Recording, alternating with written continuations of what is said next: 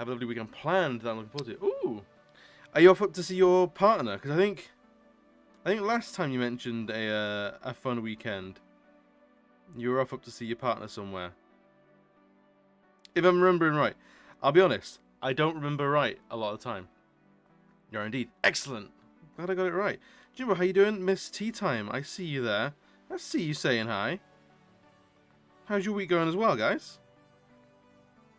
We've got a lot to talk about with the channel today. It's been a lot happening, like, offline. So, I think first, like, biggest announcement, if you haven't already seen in the Discord, on Sunday, I'm going to be doing a 12-hour scary game stream. Sorry, you're not late at all. I've been live like 10 minutes. You're absolutely fine. And also, going live time is just like a suggested time. It's not mandatory in the slightest. You're good, don't worry. But yeah, we'll be doing a 12-hour scary game stream. And yeah, it's what are we playing? I've got it written down somewhere so I can't forget it.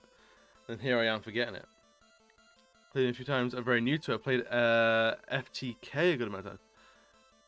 FTK. What's FTK? Thank you. Subbed by your own wallet. Dana, thank you so much. Now I'm subbed by my own wallet. Straight with the second month as well. For the King. I'm not familiar with For the King. By all means, tell if there's a link to it you've got, then by all means let me know. Or if it's something weird and wonderful, tell us a story of what happened. Though I hate. Does For the King have jelly cubes in it? Yeah, they're kind of like they're a wonderful staple, aren't they? Like oozes and stuff like that. Jelly cubes in particular. I absolutely adore them. But yeah, so Movember Sunday stream. It's gonna have some horror going on, so it's gonna be a 12-hour jobby. So 10 a.m. to 10 p.m. on Sunday, this Sunday, and it's gonna be Alien Isolation, and then we're gonna do a little quick like cheeky ranker. I think like the best beards in video games, as like a shout out to beards everywhere, but also so I can be upset that I'm gonna shave mine off at the end of the stream. We're gonna go and play some Limbo, some Outlast. I think we're gonna try and cultivate some spooky memes in the Discord as well, and do like a meme review. We've done one of those before and had a lot of fun with it. And then we're gonna play some Phasmophobia. And the plan so far is Pepsi25 Nick. I'm gonna call you Nick from now on. Thank you for the follow. I appreciate it, man. What a champion. And yeah, we're gonna do Halloween giveaway, and then we're gonna play some Phasmophobia with the mods. So I think everyone's confirmed. And bearing any disaster, it should be myself. It should be Beckalisk, King Udon, and Biomark2 playing some Phasmophobia, and then we're gonna close out the stream with me shaving the beard for November, and then throughout November, I'll be regrowing a mustache only, to see how that goes. Stream's gonna slap. I'm gonna be terrified the entire time. I'm working on some new channel point rewards, so like sound alerts and video alerts, to really like make me suffer, you know. What's the Jelly Cube's name? I don't know. I actually haven't named him. If you can think of a good name, then I'm open to suggestions.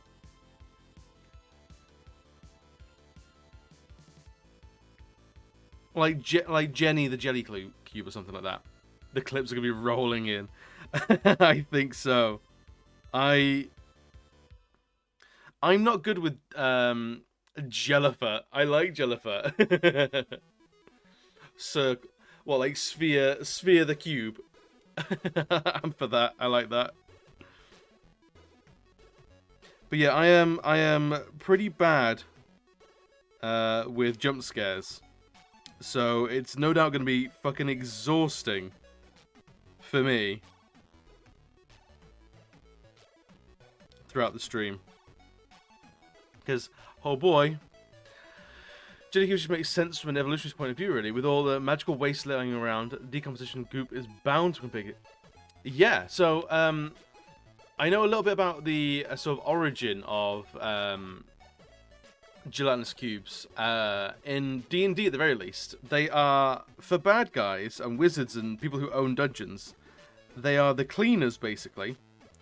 They roll around the dungeon, free as they like, and they just hoover up any grit, detritus, any bodies, any waste, or anything like that. So that's why they melt all flesh, but they don't actually melt any inorganic materials like leather, paper, any metal, anything worked, like anything produced.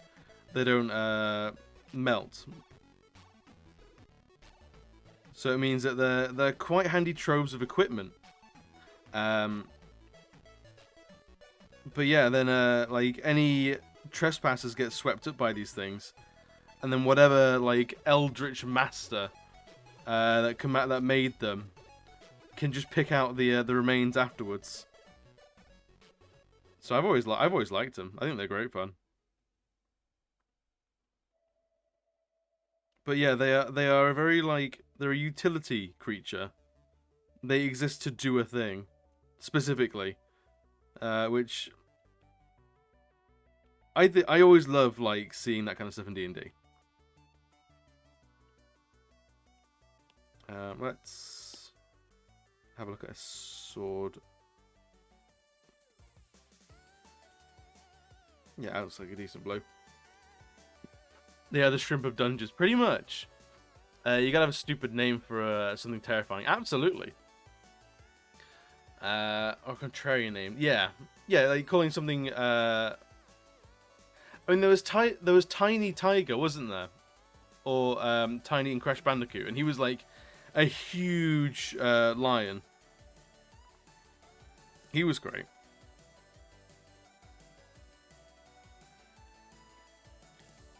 And if you ever spent like a heartbeat in England, you'll find big lads named Tiny all over the place. Gareth, welcome in, boss. How you doing? Welcome to the Barrel community.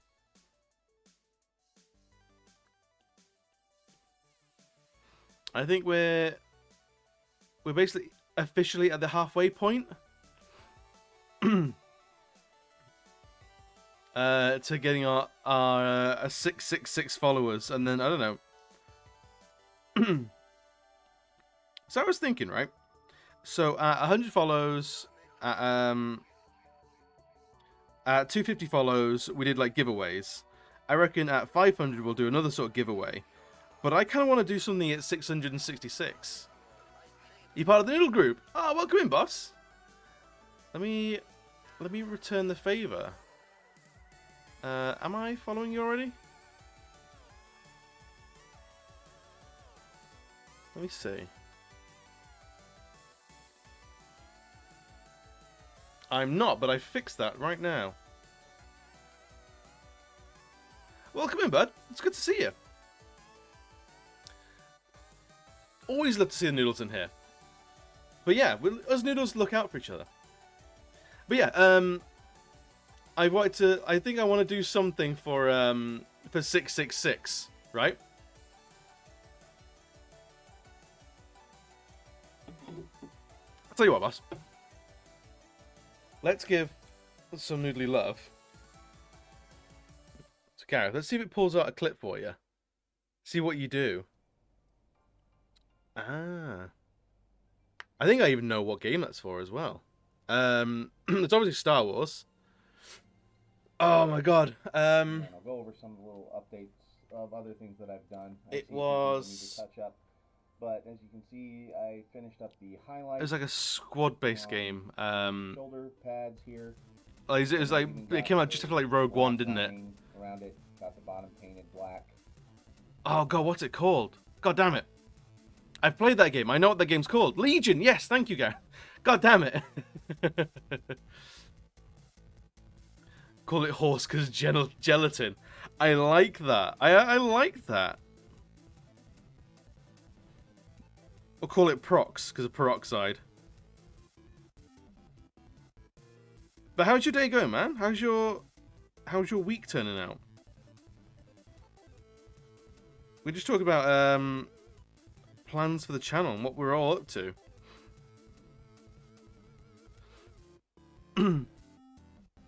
Yeah, I remember Star Wars Legion. I remember that game was like deceptively tough. Like, I played like a couple of times as the Rebels, and you really have to play it like guerrilla tactics.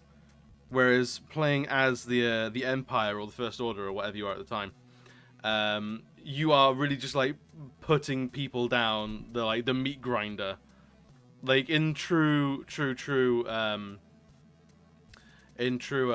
like war of attrition style.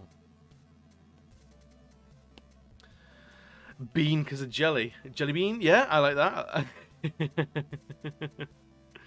Call it cup because that's where it sleeps, in a little jelly cup. Some downtime at work. Oh, perfect. I will be having no downtime at work today, or this week. I was off work yesterday because it was my partner's birthday, and we had a nice chill out day. And I come back into work, and I have an email. I have an email in my inbox from a coworker, and I remember it verbatim is everything's on fire and has gone to shit. Is the title of the email I walk into, like, when I get back to work, is everything's on fire and gone to shit. And you know what? My colleague was not wrong. Our client had deleted or misplaced all the databases we use for our work. So we've been on to IT all day. And all of yesterday as well. Trying to get all that stuff back. Shocker. We can't do our work without access to like all of our databases and stuff. I like to play it, but I got commissioned to paint 2 full armies, but I haven't played it yet. It's just fun to paint Star Wars. Fair enough. I mean, like, a lot of I remember I used to play 40k, and I figured out how to paint white, and ever since that point, I loved painting white. So I imagine it's probably a similar thing, because most people see white, like white armor, like white ceramic, that sort of stuff, and just run a mile. So like stormtroopers especially. But yeah, I figured it out. I got my techniques. I was like, oh no, I get it now. I can do this. It's very much like a Matrix, like, whoa, I know Kung Fu kind of situation. Like, oh shit, no, I know how to paint white now. I can do this. I've had the training. I've got my Mr. Miyagi up on the wings. He believes in me. Call it squishy. I like squishy. Squishy gloop. Part of the most part, my other partner can take care of things for me. That's alright then. White is not near as intimidating as yellow for me, but I've both figured out. Yes. I think yellow's like the next level, isn't it? I've always found. Because either you start with like your reddish browns and you work your way up in terms of brightness, or you get to white and then you have to go to yellow. So you've got to do like the notoriously hard one to do the ultra secret boss of color painting.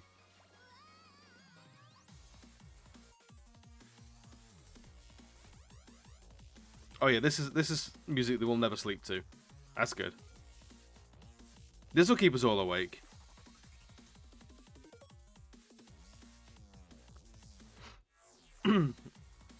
Airbrush is key. I've never actually played with airbrushes. It's like the next step of what I want to do. With miniature painting, which I admittedly haven't done a lot of for a long time. But I like giving like the time and the money to start all that up again. I would love to get back into it.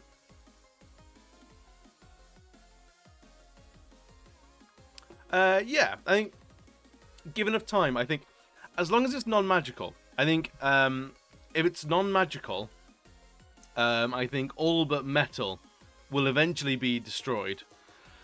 Whereas if it's magical, it's entirely protected by its enchantment. So you get like magical tomes, magical knives and swords and stuff. But like a couple of arrows, you'll get like the heads of arrows, and that's about it. The idea that a name not being pronounceable is vibrating gelatinous noises. Yeah, just like that's it.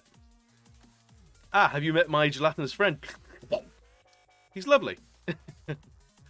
Fuck you, I just. Oh, PayPal.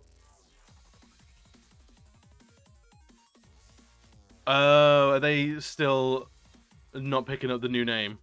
That's a nice reminder, and something I've got a couple of trans folk in my friendship group, sort of offline, and they've said how like dead names come out of like just the weirdest places you never thought you had to worry about. But hopefully it's easy to get that updated and changed. They don't let you change your name without a fucking court order. That's very strange. That's very extreme. Exactly the noise. Thank you. When I play D&D, I do like making all the sound effects and stuff. So I've been told I'm very good at doing body horror. For better for worse. So I'll say like oh you stab the zombie like through the chest, and as you sort of work your way out through the ribs, there's a sickening sort of like slice of dry desiccated meat, and the deceptively goopy innards start to spill out of the floor, and just with a sickening some lump of viscera hits the ground, ruining all fine shoes within a 5-foot radius. Throws things at PayPal. I think so. I think it's a good enough reason to throw things at people. What my Myconid character would sound like when not speaking telepathically. At the end of the session soon. So I would say, like off the top of my head, like a Myconid character, like speaking verbally or out. You could look at things like The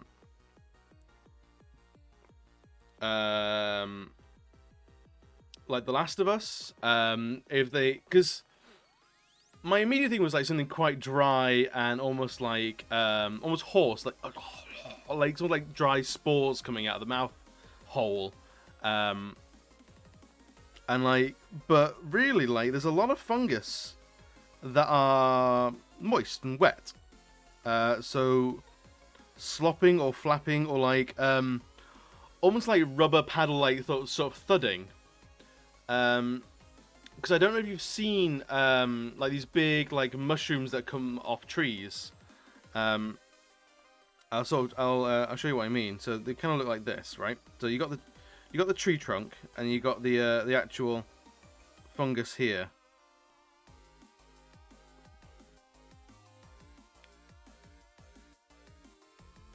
So you got these sort of like little fungus growing out the side, like big sort of plates and like levels coming out the side. And the way they sound, if you sort of hit them and knock them, is they sound like rubber. So it's almost like a heavy like. So there may be something like rather than like a vocal cord, they've got like an inner sort of like almost like a tongue. So it's almost like a sort of thing. This is where we're gonna get into massive like Foley work and stuff. Lots of fungus among us. There's plenty of fungus among us. It's quite moist. Based off feeds on dead wood, so quite moist. The moistest. You love a good moist mushroom. Also, I like the emote as well. Whose is that? Whose emote is that? Michael Mordor. It's a good name. Oh, he's another mini painter. Oh, excellent. But yeah, the moister the better, maybe. Pixie's Parasol is the mushroom I based the shroom off. I'm gonna Google it real quick because I like. I'm just gonna Google it here actually. Let's hope there's nothing strange on. Oh yeah, I was looking at Bannerman. Is it Pixie's Parasol?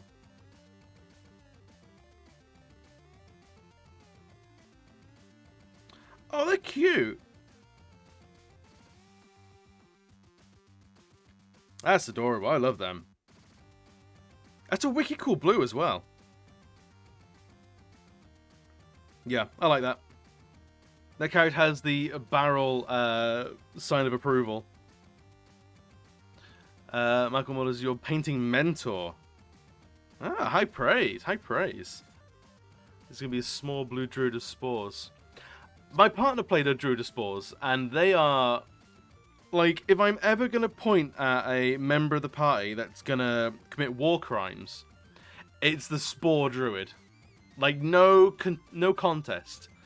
There's the wizard that knows, like, oh, these mind control shit and can decimate a town as soon as look at it. And, like, that's against the Geneva Convention for sure. But spore druids, that's heinous stuff, right? That's chemical biological warfare to a T. Like, they're not allowed in. There's like a travel ban on them, for sure.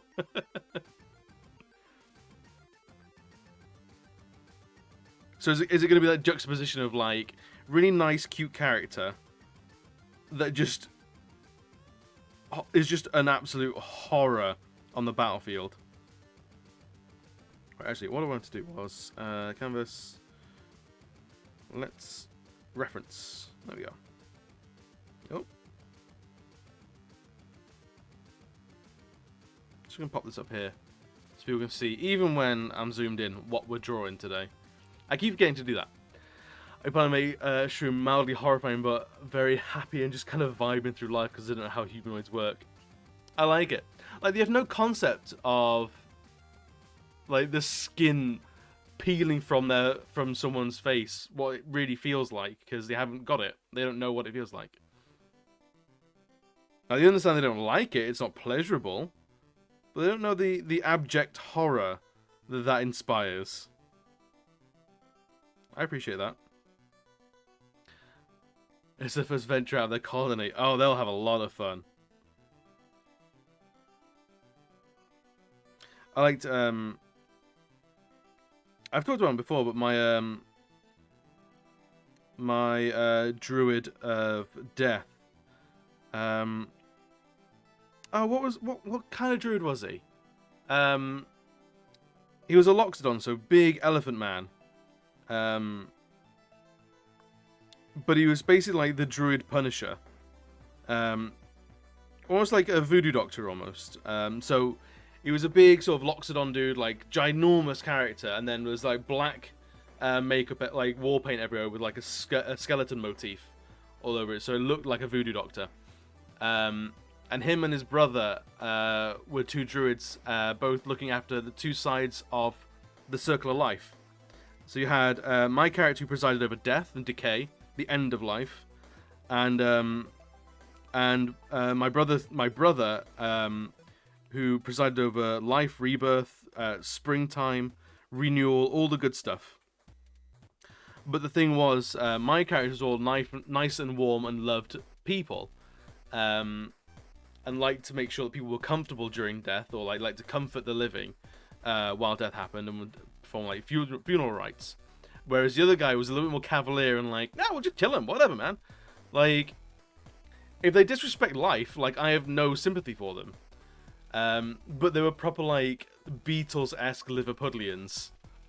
So, like, come on then, brother, we've got to go and put these spirits to rest, otherwise they'll be spooking up the town. Like, that's no good, we're not going to have it. We can't do that. They were very, very chill. And some of my favourite characters to ever, like, play around with.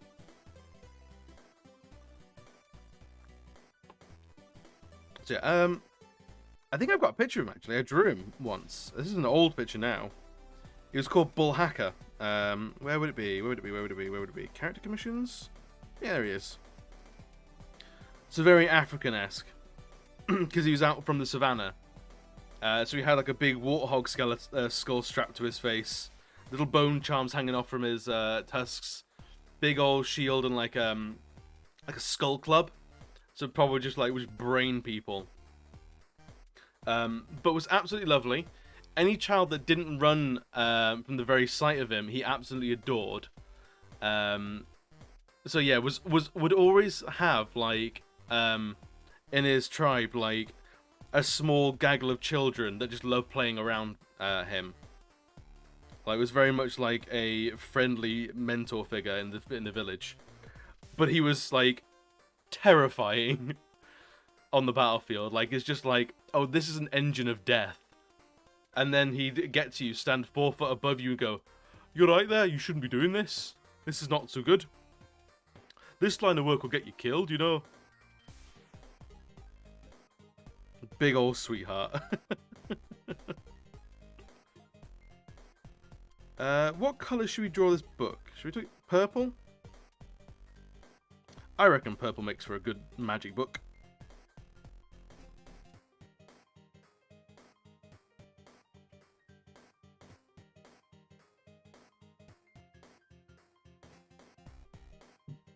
Purple gold inlay, fancy. I like it. I like it. I'm down with that.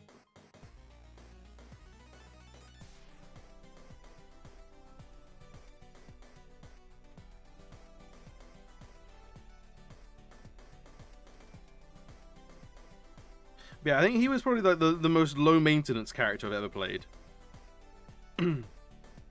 Like, all my other characters are either like very loose K-pop like idol analogies, or Brian Blessed style adventurers, or like Drunken Fist goblins. They are a handful, let me tell you. Whereas 𝘍𝙍𝙃, he was chill.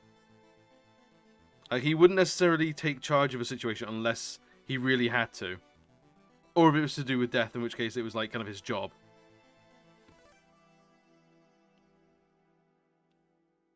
So like, after like killing the all the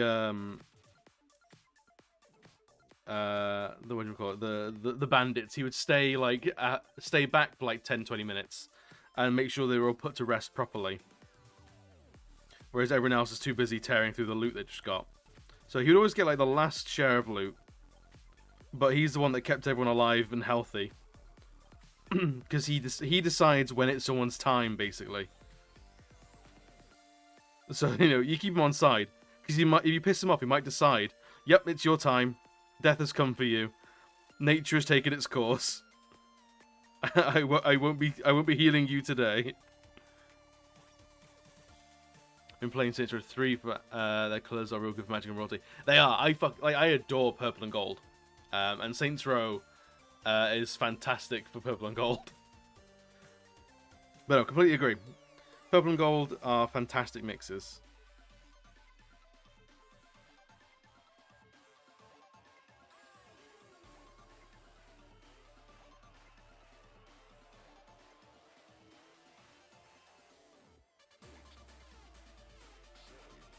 Right, we are going this. All this looks a little bit out of place and too vibrant at the moment, but we'll fix that. We're going to fix that in post.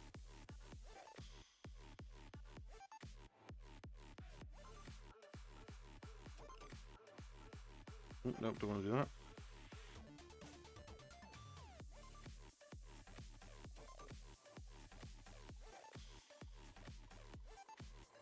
This place has really taken, like, a high energy vibe that I'm not against. I didn't spend a lot of time looking at this place before I hit play. So expect half this stream to be muted on the VOD. I don't expect any audio to survive this. But it's alright. It's not like anyone actually watches VODs anyway.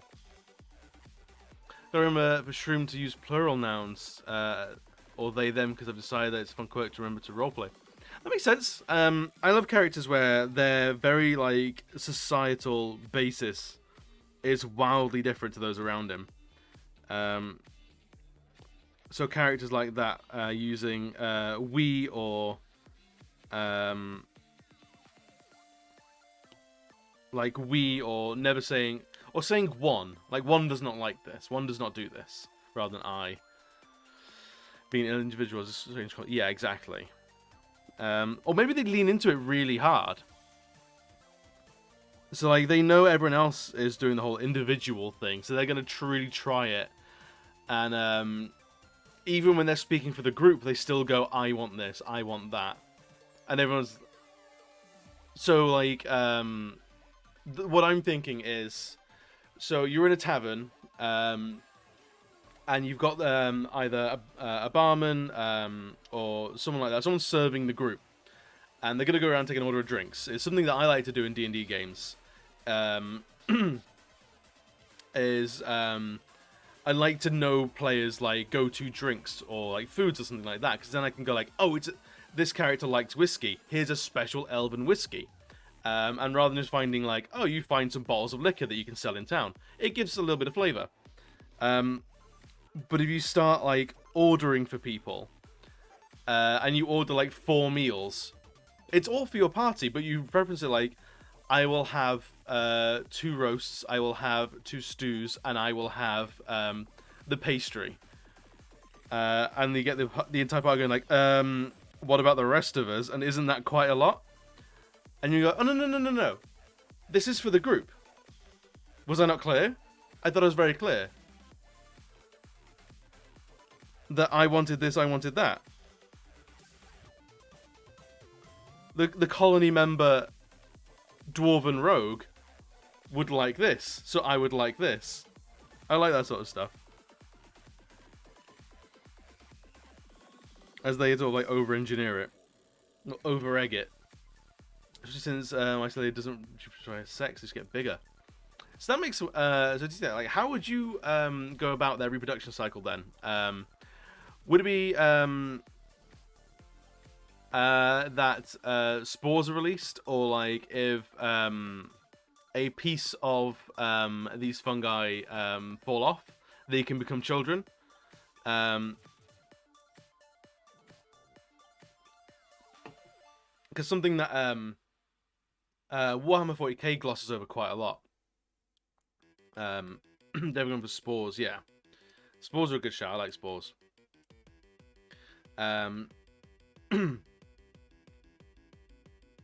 But would you say, like, if they're sat at a wooden table for an evening, they might get up and there's like a small dusting of fungus around the chair and the table that they sat at. So, you know, if like, you know, like on your bathroom where you start to see like black mold pop up? Like that kind of stuff. Right, let's, next layer.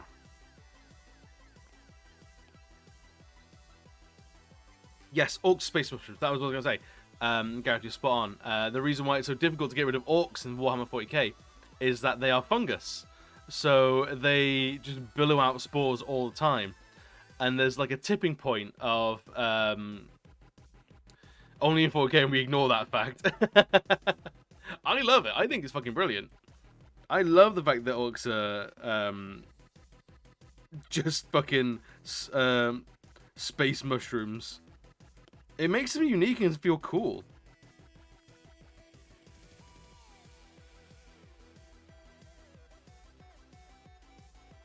But yeah, I think that, like, stuff like that is really cool. So, like, if you're sat waiting somewhere, you'll start, like, seeing, like, some more environmental stuff. So, like, their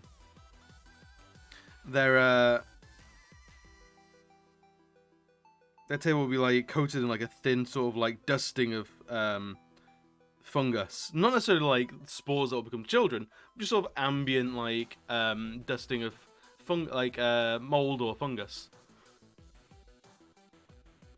I don't plan on mushroom to sit on anything but the floor because Venture is weird to them. I appreciate that. Captain the Cat, that's absolutely fine. We got what you meant. I saw a character concept not too long ago of someone who basically played an awakened chair. So for that reason, they refuse to ever use furniture, like tables, chairs, beds, wardrobes, anything like that, because they now inhabit a human body, but they spent their entire life as a chair, basically. So they feel the act of sitting on a chair is a very deeply disturbing thing for them. So like they're invited around to like the king's court, or like around the king's advisors, like at the round like the round table sort of situation. Like everyone's taking a seat to talk at the council, and he's like, no, I will stand, thank you very much. And when pressed about it, they'll go, okay, I'll sit. But then they're just like sort of hovering, like pulling a squat. So like they're just hovering like like an inch off the chair. And you have to roll constitution checks not to like give away that all of a sudden if your legs give out, you're gonna get an inch shorter very quickly. So throughout this lengthy conversation, they're kinda like this. So they go if they give out.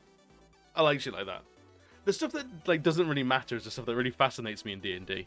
I don't know what that says about me as a DM or a player. I'm either a joy or a nightmare to play with and for. And I don't know which side I fall on yet. Why have wood higher and wood down here is fine. That's perfect. I love that. This wood perfectly good. What's with the wood elitism? This one makes it fun. It absolutely is.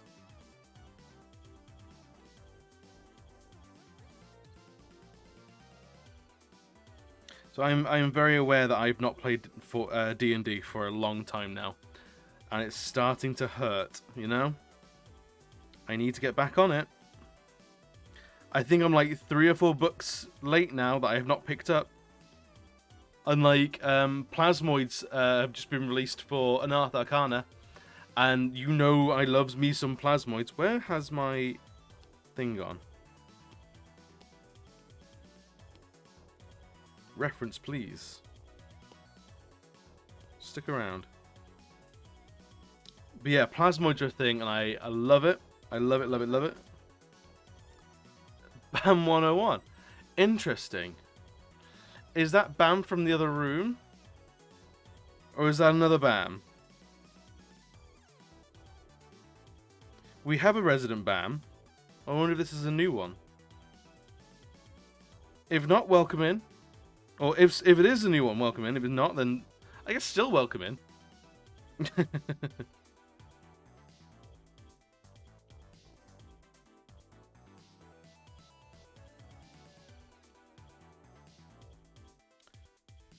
trying to think of other like boring minutia. I remember losing my absolute shit at my DM, like in a joking manner. I'm a new BAM from another multiverse. That clears nothing up. And now I don't know if you're the other BAM just being a bit of a shitlord.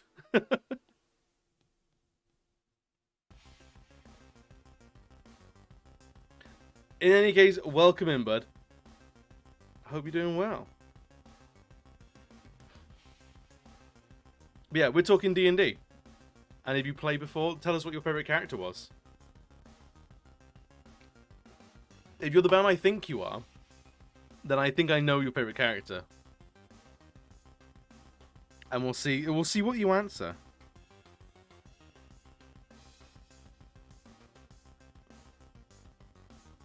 Right, let's do this. And have we got any more metals? Yeah, we do.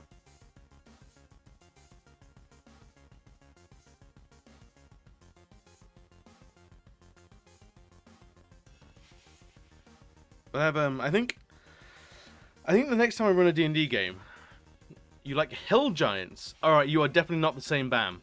You're a different BAM. Welcome in. Lovely to have you. So to unconfuse you, my partner is called BAM. So I don't know if you and my BAM, my partner, struggling to log into their account and making a new one because you know what, passwords come and go. Be like hill giants. I've never played much with hill giants. But I do like I want to play more with giants. I've had a couple in my games, and they're always great fun. First character was a steel warforged named Vin. He was a fun AC tank like 20, being because he was an iron giant. I love it. Oh, I love games like that. Or characters like that. Please tell me you ran into a doomed combat, just yelling to yourself, Superman, because that's like your magnum opus, as like a play on the Iron Giant.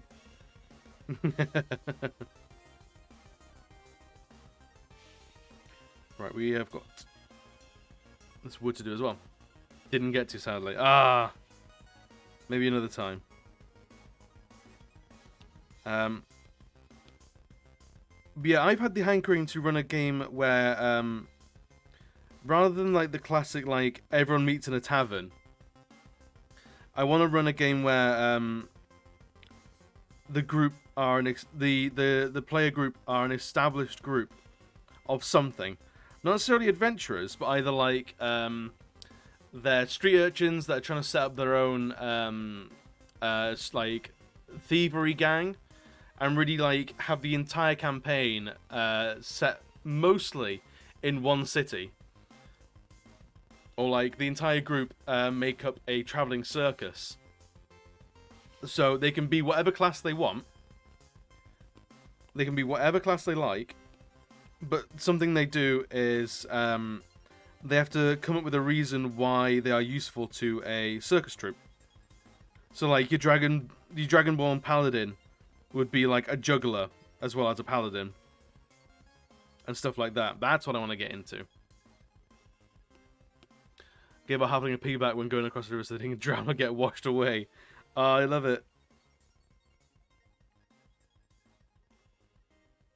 A character I want to draw, actually, and I might turn them into an alert of some sort, is I want to like draw, and I want to play a Warforged swashbuckler who is the ship's anchor. And so what I mean by this is like they are very fucking heavy, they are very tough, they are borderline unmovable, and just like the unstoppable force, they're not fast. They're not offensively powerful, but like good job moving them. And what they will basically do is they will jump off the side of a ship. Like their role as an anchor on the ship is they will jump off the side of the ship and either lock the boat in place, or they will walk below the ocean floor and basically guide boats into harbour. Because I think that would be fucking brilliant. And I think I'm gonna have to make that character into one of the alerts I'm looking to draw. Because I don't know if you guys have seen, but I'm so you've seen some of the alerts popping around from like Gareth's follow, Pepsi's follow, Bam's follow, Dana's subscription, and they're alright, they're fine. But what I want to do, what I really want to do, is something like this. So it's a little bit Hades. It's a little bit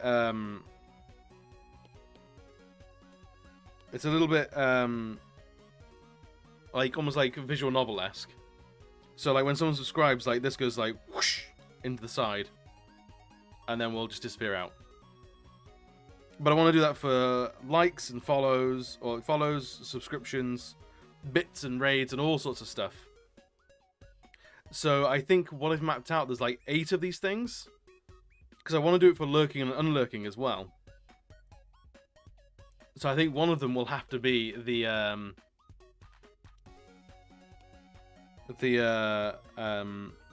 anchor Warforged, the Marine Forged, if you will. Hang on, I'm going to take this hoodie off. I am boiling in here.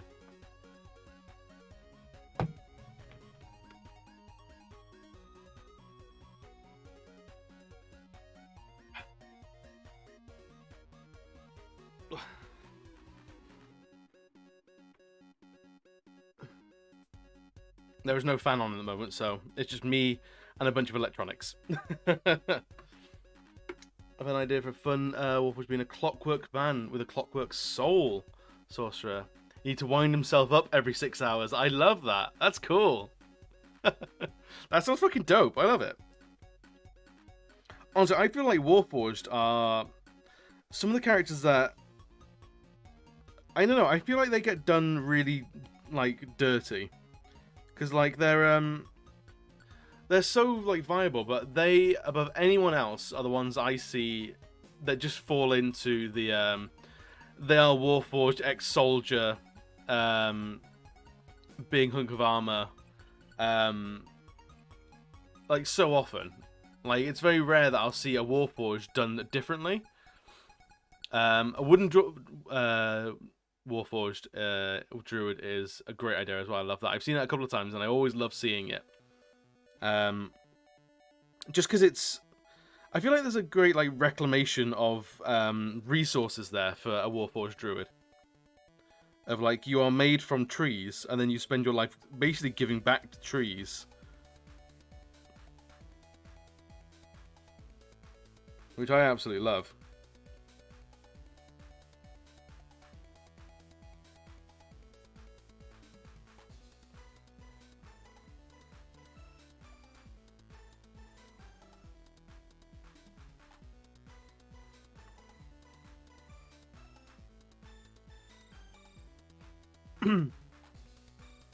I think one that I've liked, one that I drew ages ago was a Warforged character, but they were more of like a fencing master. It's almost like a training dummy come to life, you know?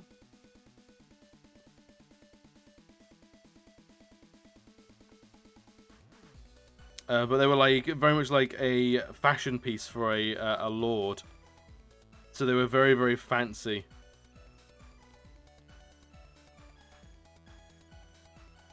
Let's see if we can find it. I drew it on here, so it shouldn't be far away.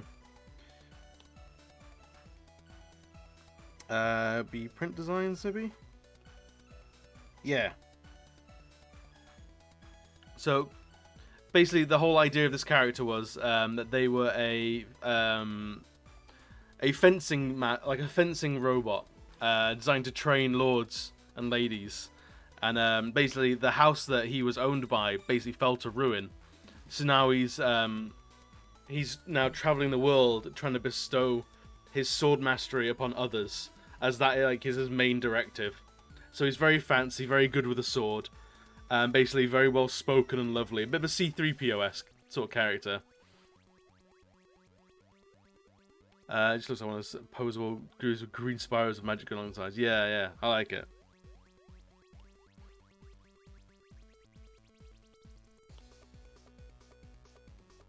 Yeah, that's a character I would love to play. Now that I've drawn them, I want to play them. That's one of the toughest things drawing characters, is very often there'll be characters I want to play. Like, I would love to play this character, but I have no campaign lined up, so it's not going to happen very soon. So I end up just drawing them.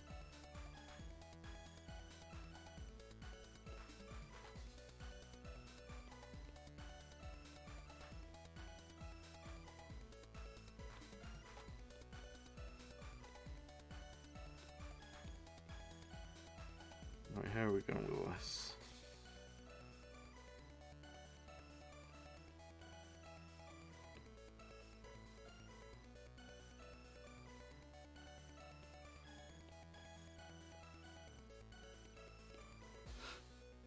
Let's go the Transformers route of this robotic man who has just gone fucking psychotic of a way of dealing with humanity.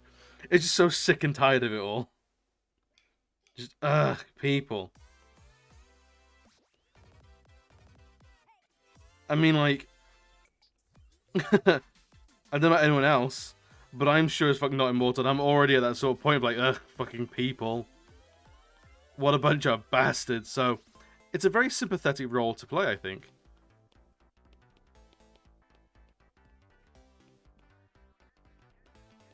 I think you'd very easily get like the townsfolk on your side of like, you know what? Yeah, screw people. They're bastards. They're awful, all of them.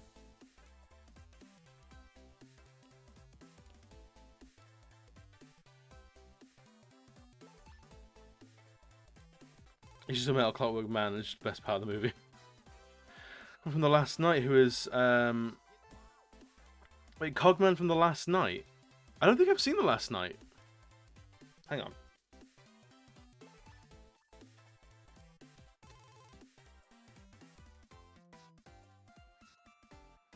Oh, Transformers is it one of the Transformers movies? Oh, okay. And that is the best part of it. It's not good. It's just the best part of it. Ain't that always the way? You get these fantastic characters that are just locked in terrible movies.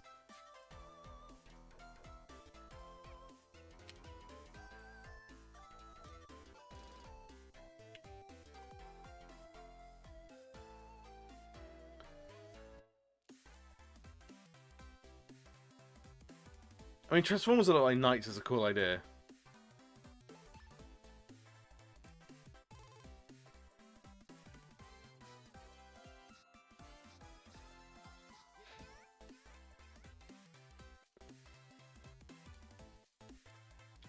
Oh, they also have Anthony Hopkins in there? God damn it. What a waste!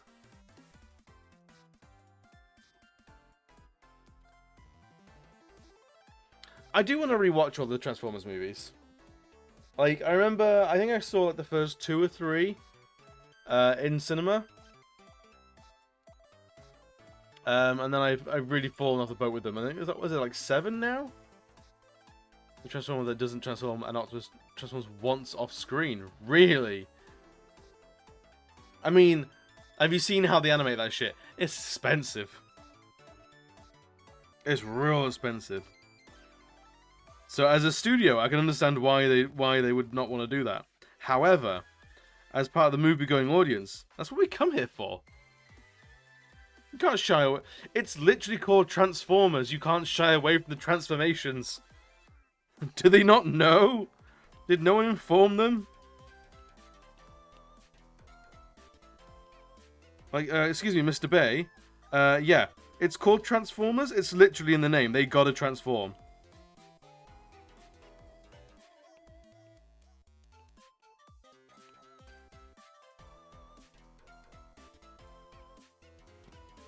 As we get Michael Bay, like, they're fucking what? First one and Bumblebee are the better ones, Bumblebee being the best one. Yeah, I heard a lot of good things about the Bumblebee film. Was that part of like a soft reboot? I can't remember. Because it was a different Bumblebee, wasn't it? Second movie has the funniest line. Oh, what's the funniest line? As the villain says, "Give me your face," as rips in front of his face. I like that. That's a soft reboot. Okay. That reminds me very much of the Nicolas Cage John Travolta movie, Face Off. Take his face off. I fucking love that one. Bye, buddy. How's it going, boss? We're doing very well. We're talking about Transformers. The movies that are both good and terrible. Terrible? Terrible. Sorry. Speaking not a strong suit for old Adam. But yeah, I love Face Off. It's fucking awful. But, like, that's what you go there for. I will say, like, in defense of the Transformers films, those who go and say, like, oh, the story shit. It's like, you are going to that film for the wrong reasons. You don't go to Transformers for story. You go to watch robots smash each other up. Ready Player Rogue, welcome in, boss. No worries.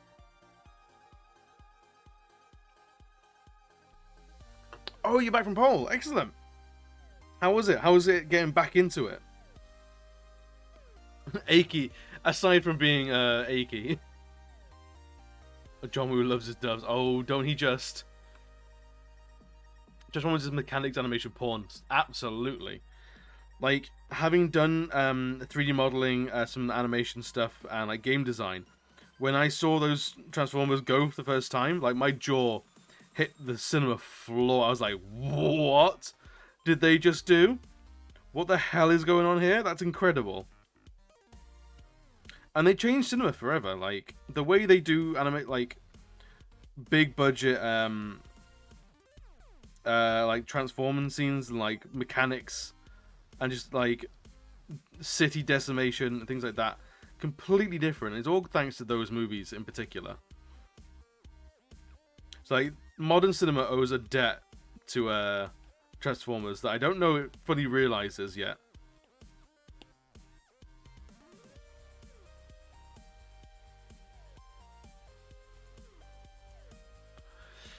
Couldn't get into them. No, that's entirely fair. They like All right, so Rogue, I will level with you. They are shit. They are awful movies, but I love them because they are a good McDonald's burger. You know,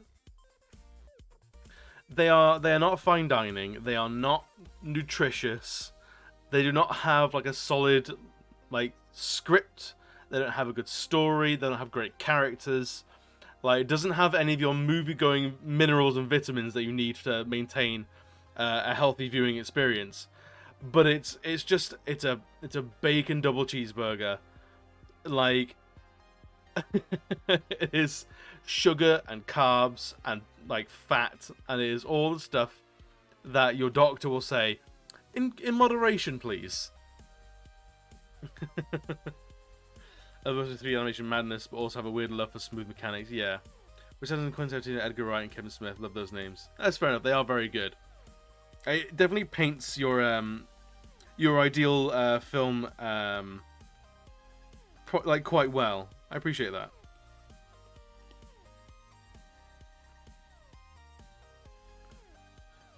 But yeah, I unapologetically love him. I haven't seen him in a long time.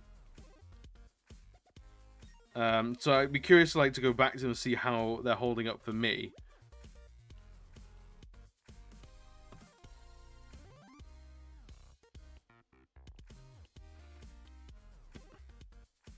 Empty calories is a term. Yes, I think empty calories is what I'm looking for. That sums it up way better than I did. Thank you, Tea Time. They're the reason you went to film school. Ooh. So, how did you enjoy your time with film school? Imagine Nicolas Cage in face of his Optimus Prime. I'd like that.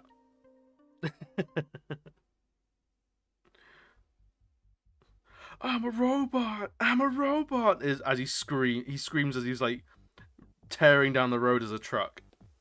And you know Nicolas Cage is the kind of actor that will really, really, really want to make his own transformation noises because he feels like he's getting into the character more. Honestly, Nicolas Cage as an actor is like a bewildering experience, right? Because like there are some films where he can be good. He can act well in a movie, right? He can do it. We've seen him do it.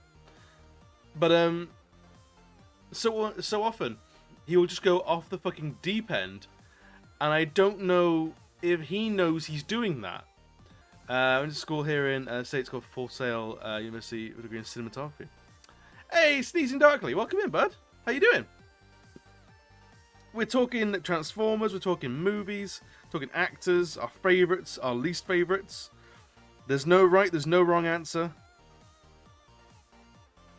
At the moment, we're talking about like Nick Cage, the Transformers films, how good and bad they are,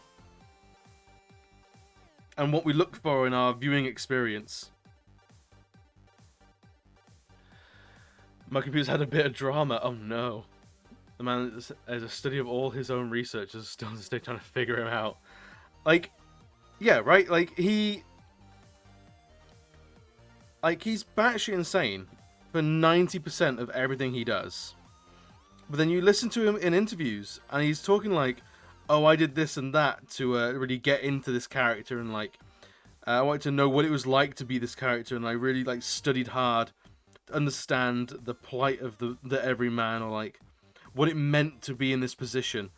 But then he's screaming up being a prickly pear in the movie, and it's like, all right, Nick, Mr. Cage, old Nicky Cage, what the fuck is happening, man? I want to see Willy's Wonderland. That the trailer for that got me very interested. Because like he was great in Kick-Ass, and he was great as Spider-Man Noir in Into the Spider-Verse. But like, then you get the Wicker Man, and that kind of stuff, and you're like, oh, who is this guy? This ain't the same man. It can't be. Like, there's no way that's the same guy. Does he know? Does he know he's mad?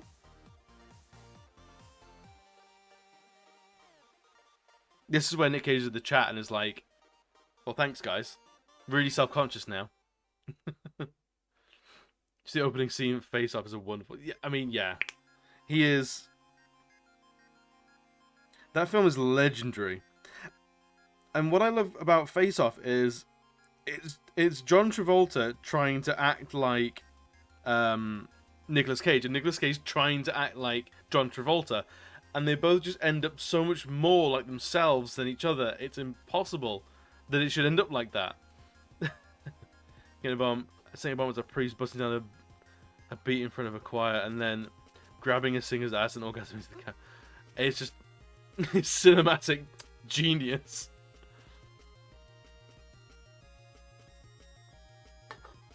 Honestly, he plays a good everything. I solidly believe he plays a good everything. It's just finding it in the right movie.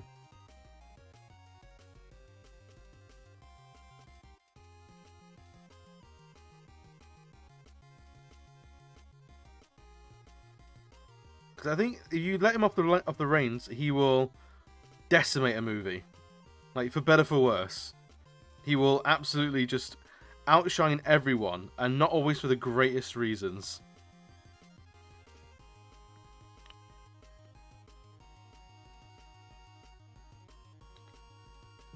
Excuse me.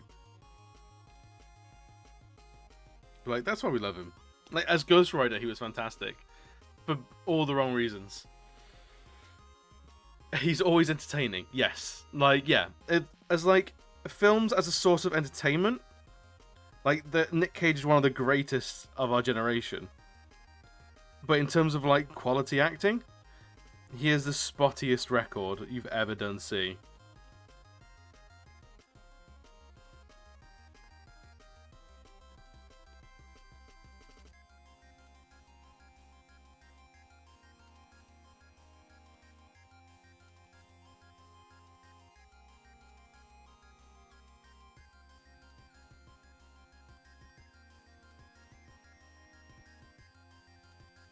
Right, we are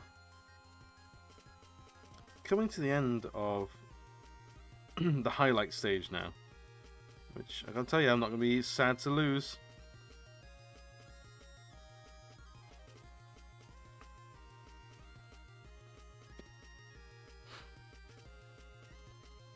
Because they could just go mad and light on fire.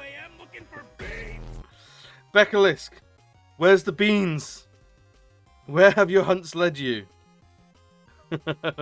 Welcome in.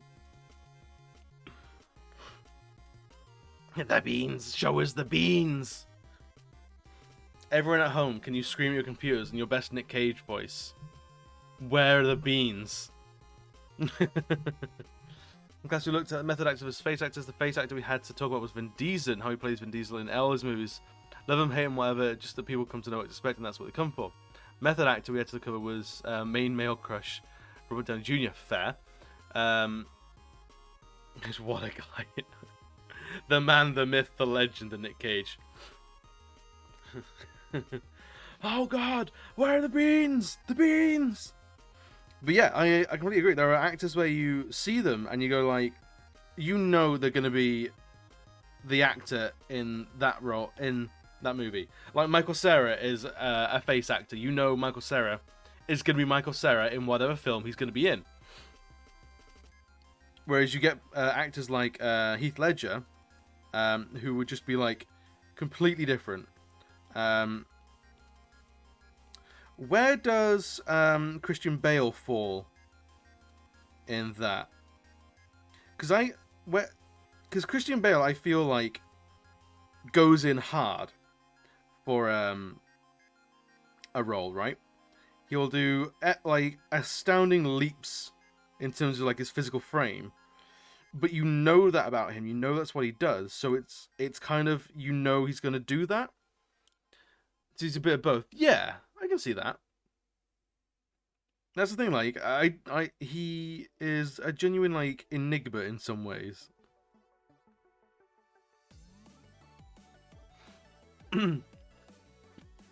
of his face on coke all the time. Yeah, he cartwheels on the stage, throws money at the audience, tries to get Terry Wogan to slap teachers with him.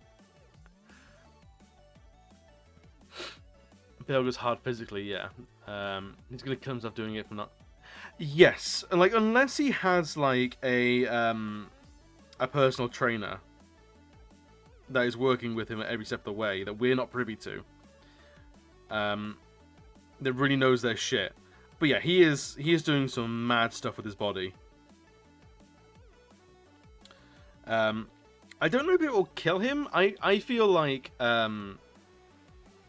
we're not gonna see Christian. Like, here's my prediction.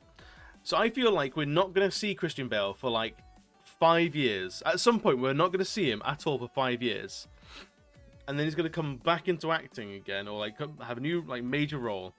And he's going to be like 30 years older. Like, his body's going to crash. And he'll just be way older than you think he is.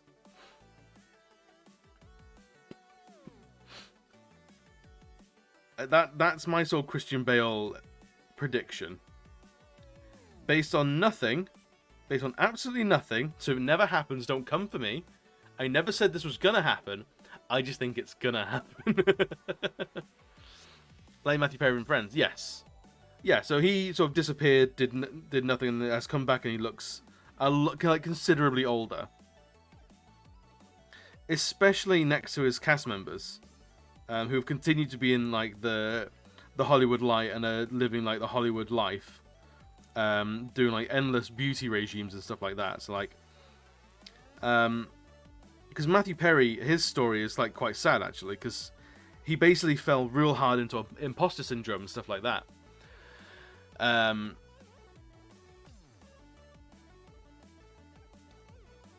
His Nick is introspective, mystical, but ultimately unhelpful nonsense.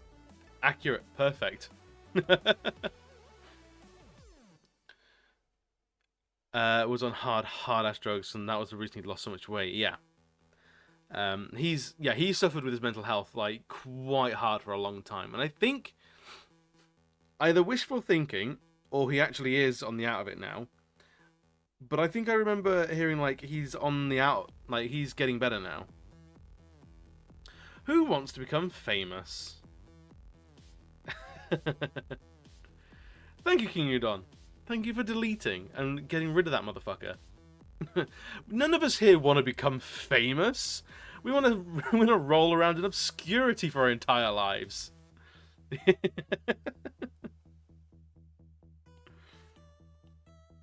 Oh, all the mods here are in force. Perfect. I love how, like, I haven't seen one of those guys in what feels like months, right? And it's rare to have all 3 of my mods in channel at the same time. And that's the day they choose. Today is the day they choose, when all the mods are here. So it's now, if anything, it's proving that they're necessary. It's giving them reason to live. They can't have a Rick Astley profile pic. Oh no. Maybe it was a mod. Maybe they've been hacked then. Maybe it was a real person that's just been hacked. Well, sad. Choose stronger passwords. Exactly, Udon. The day they choose to attack, all the king's soldiers were in the castle. For once, our barracks were fully stocked with nothing but vengeance. Rebecca, how are you doing, darling? And Udon, darling, how are you doing? Near to 7 followers. Basically partner, then. Be gone, bot! Good, I'm glad you're well. I miss you streaming, Udon. I miss it. I want to see more of it, but I understand why you're not streaming at the moment. Don't worry. But I miss you. I miss your face. And Becca, I feel like I haven't seen you streaming in ages either. And I don't know.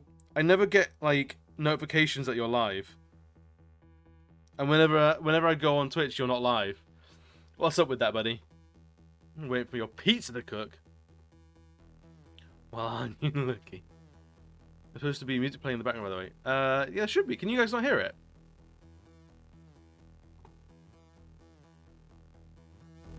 about now? Can you hear that now?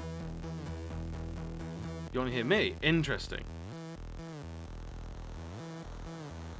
That's so weird. So if I whack my desktop audio all the way up, can you hear this?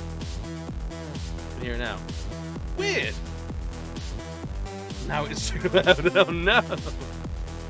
All right. How about this? Is that better? Because I can hear it in my headphones like really clearly. Perfect. God damn, I hate that I can't hear like the end result, like what I'm putting out. I have to just kind of guesstimate everything.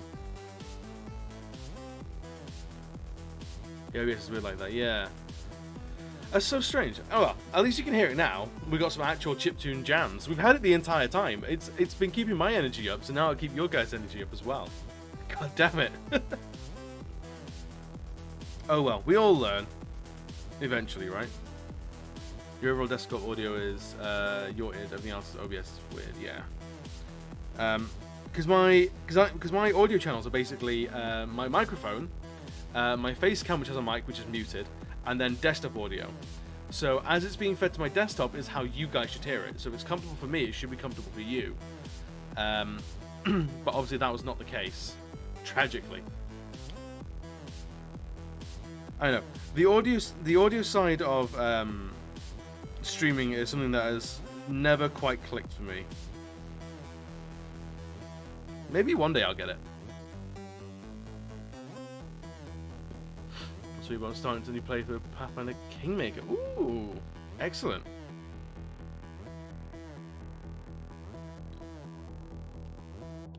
What have you said? What you're going to be playing yet? First session can character make it. Absolutely. Streaming audio has its own chaotic rules. Yeah, maddening, paradoxical rules. It's always the way, isn't it? I need to read. Maybe I need to check my VODs. Because I wonder, does that mean like, has everyone been really polite and like, is my game audio fucked as well?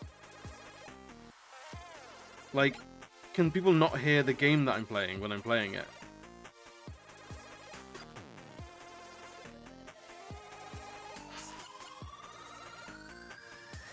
How do I hang in my room? Oh, excellent. Oh, you should put some pictures in the Discord, man. I'd love to see it. It still blows my mind that people hang my artwork on their walls. Like, that's such a huge compliment. And, like, bewildering. Because I'm just some idiot sat in my bedroom, scribbling away. And someone goes, that's worthy of staying on my wall. I want to see that all the time.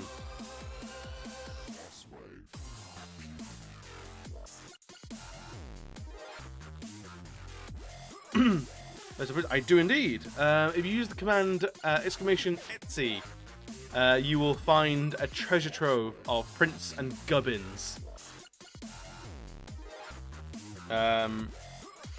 What's the most recent thing I've stuck up there? What have I been sticking up there on my Etsy?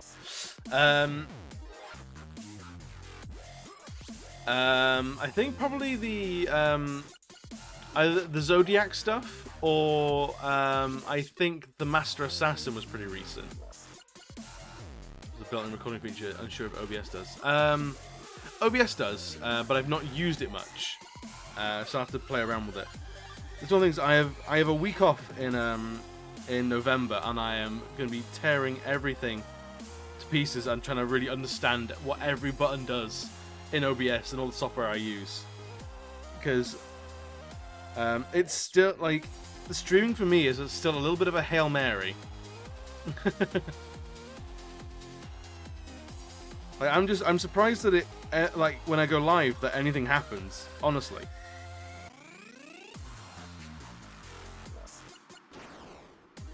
The fact that you guys can see or hear me at all is a miracle unto itself, because I am not the most technically minded person in the world. Like, embarrassingly so for a millennial. I'm surprisingly old manish. In fact, I'm tempted, if and when I ever get to build a new PC, of streaming it just so I can have people unfollow and unsubscribe in mass at the fucking sheer idiocy that will be displayed. That'll be my magnum opus.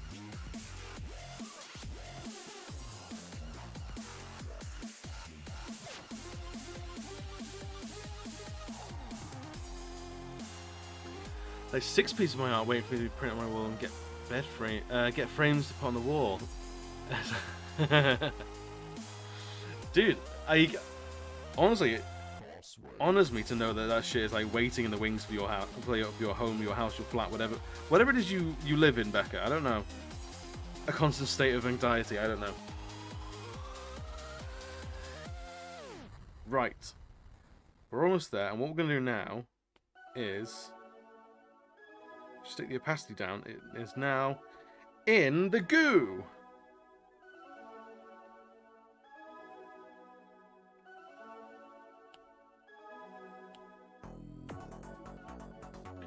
I think you should put your D&D characters on your Etsy on T-shirts or buy a noodle manta.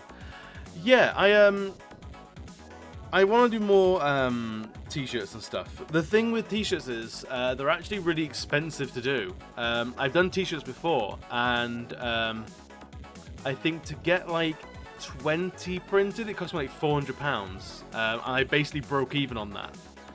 I do have a Redbubble that I haven't really touched in a long time, which does stuff like that. Yeah, like either I've got to order loads of T-shirts to make each unit like affordable, like as a reasonable purchase for people, or I get them like print on demand almost and charge an arm and a leg for them, and it's a really difficult balance to strike. But I want to do another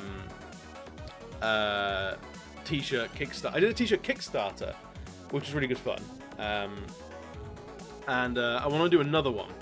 I think it's a little bit. I don't want to do it. I'm not going to do it this year because it's just too late in the year now. For me to run I need to make the piece of artwork, run the Kickstarter, make the order, get the T-shirts back in and send them out to people.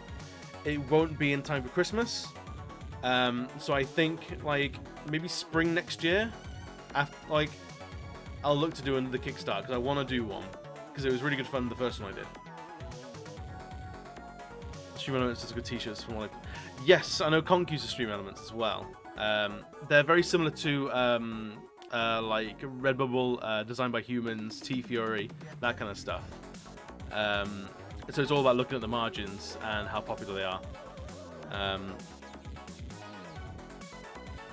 But yeah, like it's stuff I want to do. I want to get like specific, like I do all these illustration pieces, but I want to get like explosive barrel merch as well, like proper merch. But I don't know what I want to do with it yet. Right. How do you think this looks in terms of jelly? Does it look pretty jelly-esque?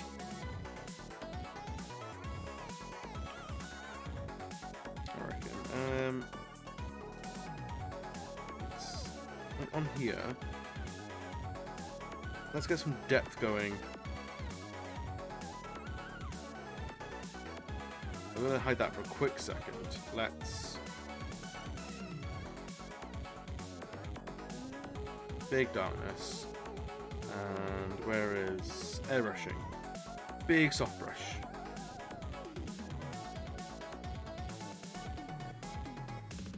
Too big. A little more directed than that. Yeah, there we go. Because you can see through it, it's actually the darkest area.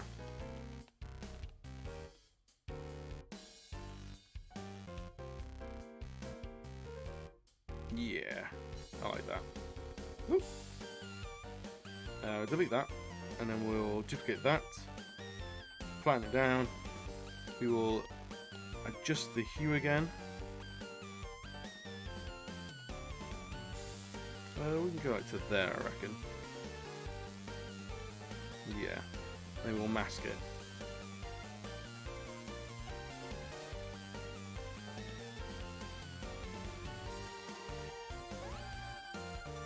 There we go. Gives a little more depth. With asking Soak, his one's a great idea if he makes a profit or not. Yeah, I can't remember where he goes as well. That's some nice goo. Thank you. Let's have a look, see. I can probably like tell by looking at their website, to be honest.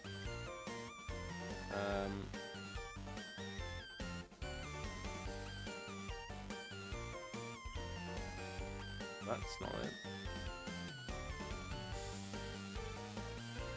Noodleclan.com. Shop.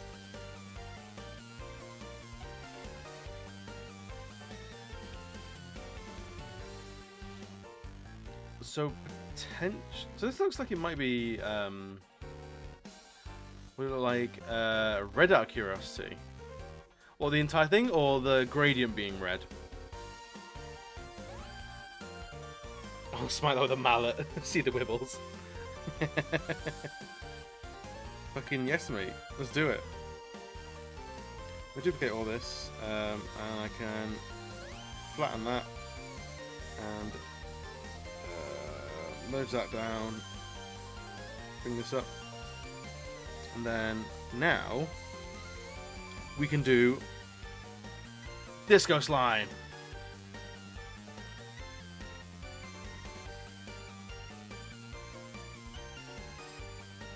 So we've got our Icy Tundra Slime. We've got our almost jungle slime. We've got our Lava Slime. And then our Moonlight Slime. For Pride. I like that. I like the idea of doing that for Pride. I reckon actually, I have an idea. Let's. So you want to see what it looked like red? Let's have a look at red, shall we? Red's over this way, or is it? It's like sort of purplish. So then, like red is almost here. So this sort of area, so it goes into purple, a bit more yellow here. Or the actual gradient being red.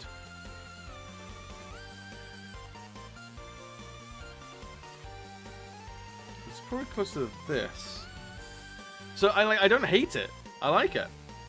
I like rainbow now. Yeah, like if only I could sell gifts, you know? I would fucking love to sell gifts. Just little animations of this sort of stuff. I think for the baseline I'm going to keep that, I think. However, if I duplicate and duplicate and duplicate and duplicate, because the Pride flag is 6, I believe.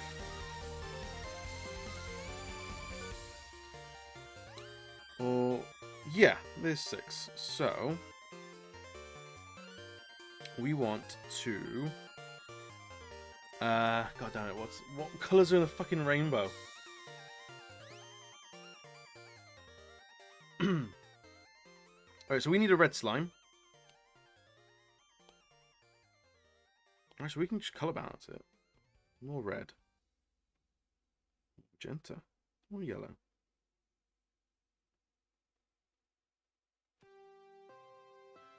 So there's our red. And then we want to go to orange next.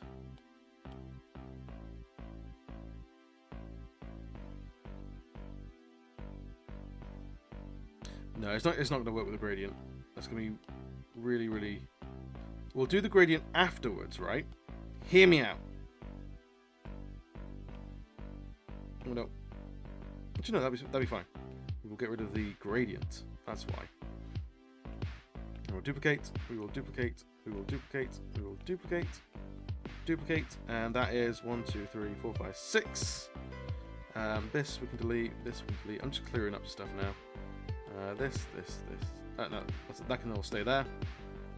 So we have our red slime to begin with.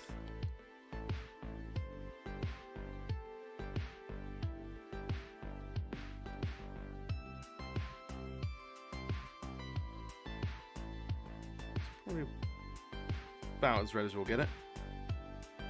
And then next we have orange.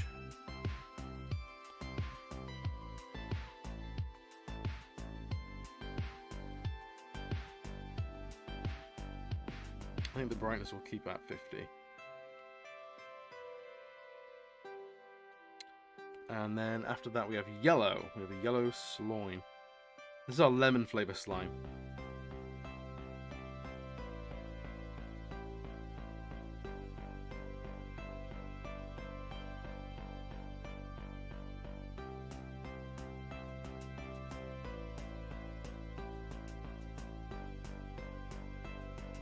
Then we have the green, that's all we've got. And then we go to blue.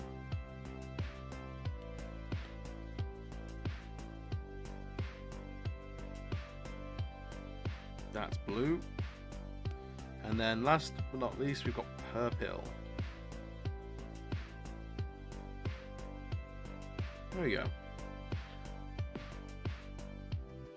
This will be a nasty jello shot.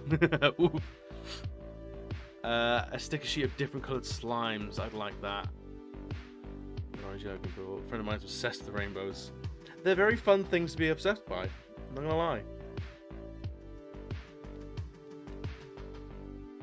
Right now, let's airbrushing.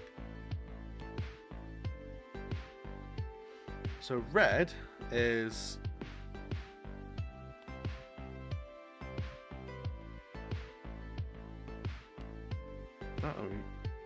Clear that out.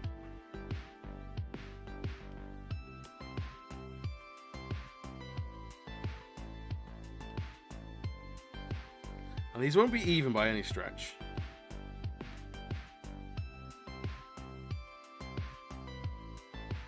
Nope, nope, that's clearly too much.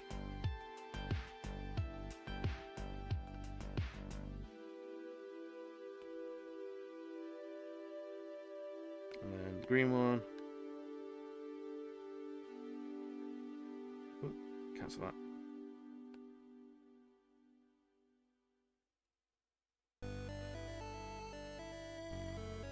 Why is this not working the way I want it to? There we go.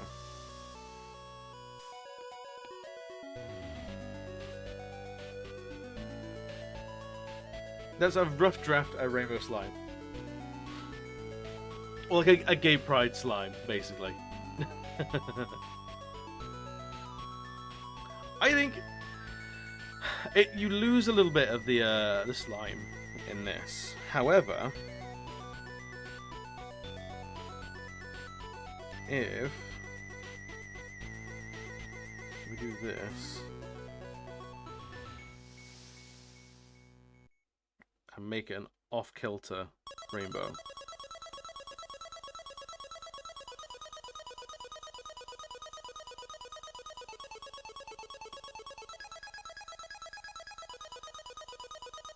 This one I think it looks a little bit better.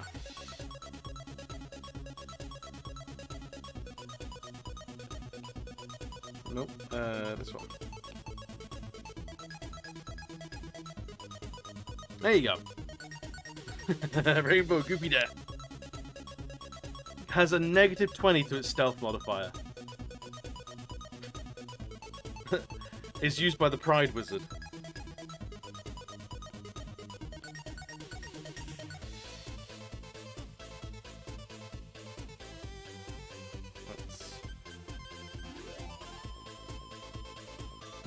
Because I think I want to turn this into a sticker. So for example, we have this guy who I drew a while ago, who is now a sticky. See if we can get that properly. Just about. It's very bright. It's getting washed out. My camera has a light on it, so it's washing that out. We love stickies. I love stickies. I want to make so many more stickies.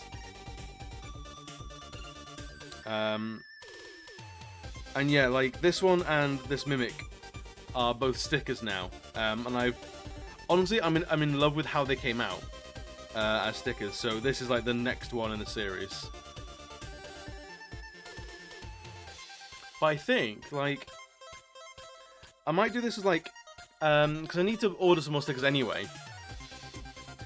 I wonder if doing like a Pride set of monsters would be good fun. Basically these ones, but like rainbow fight. So I'll order this normal one.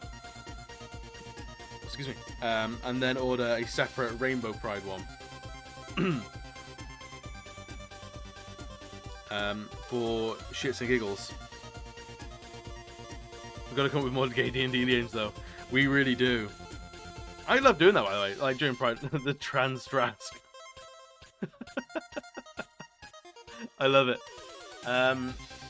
What about the what are the like D&D monsters we've got? Like the Beholder or the Byholder? Yeah, the Byholder. What about Mimic? Mimic's a tough one because I don't think there are any like mainline, like main character sexualities or genders that begin with M or end in ick.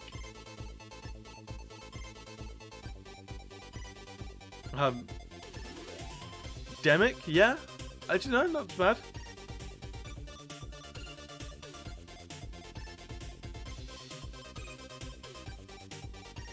I like that.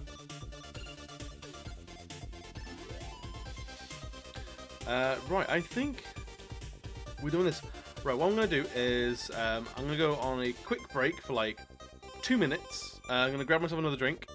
And we will jump to another character I'm drawing at the moment. And then we'll continue on with more gay talk, I I reckon. That's the brand we want to go for. Definitely. Right.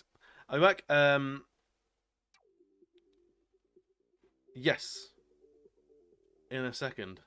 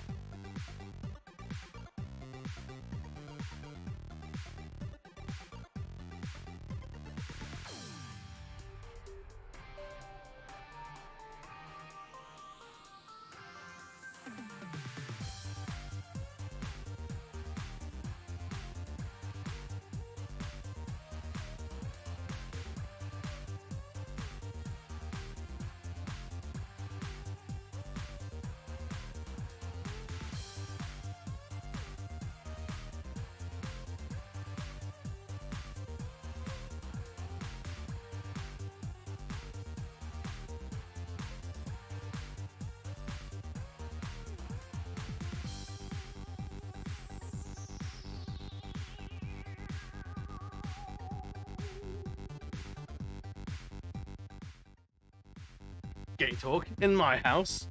Absolutely in your house, Becca. It's the best thing to talk about in your house. Whose rainbow vomit is that? I love it. Or is it a limited time only emote? Wait, did I get a Pride emote? I don't know if I did. What? I don't think I have. Why was I, a confirmed bisexual man and streamer, not given all the Pride emotes during Pride? Outrageous. That's borderline a hate crime.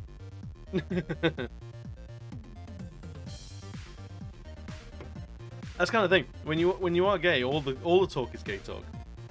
There's no two ways around it, really. Yeah, next we want to work on is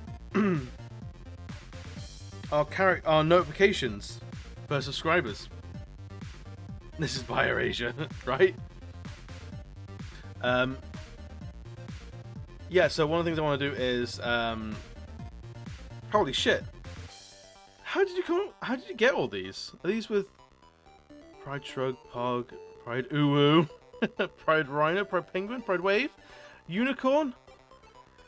Pride T, of course, absolutely. What? Tea time. How did you get these? Pride Hay in particular is fantastic. Just a hey. I love that. Where? I'm with Becca. Where's my gay shit? This is outrageous.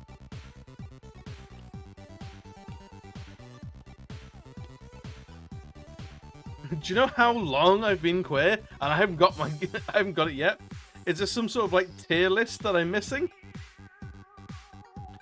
One had to collect them during Pride. Wait, I was streaming during Pride. How did you collect them during Pride? Did you have to earn gay points? Like, I feel like was I just earning gay points offline?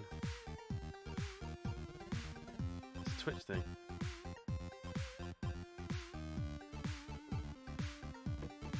I mean, I feel like I was definitely streaming during Pride.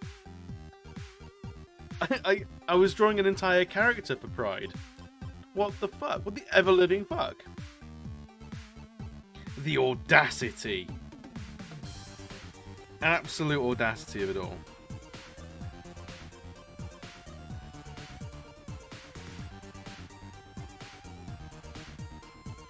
Becca, I reckon we should go on a gay riot. I think that's what it calls for. It's tough, I know, but gay riot has to be gay riot. Give my Jew gay shit, Twitch. Someone gifted or got gifted subs, hype trains and such. Ugh. Well, I'm gonna write a very strongly worded email to Jeff Bezos. Oi, Mr. Spaceman. I've been out here being gay as fuck, and you haven't given me my Twitch emote to Pride. What gives? You homophobe.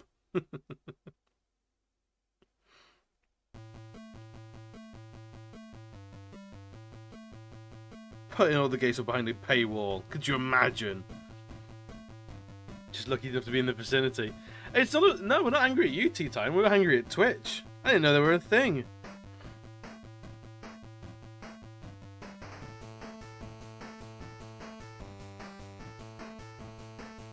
Could you imagine how gay our Twitch could be? If only we knew. Pay to win gay shit.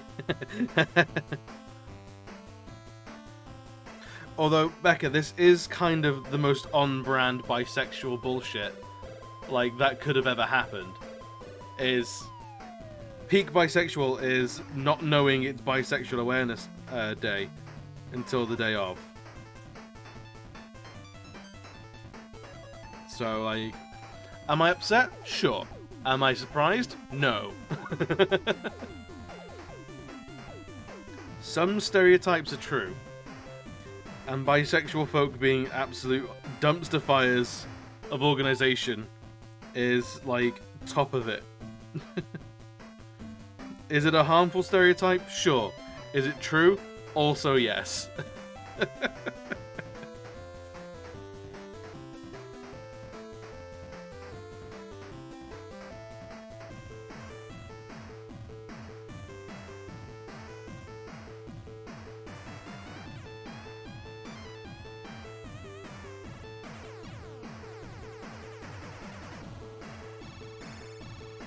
Right, what have we not done here? We haven't put this on yet.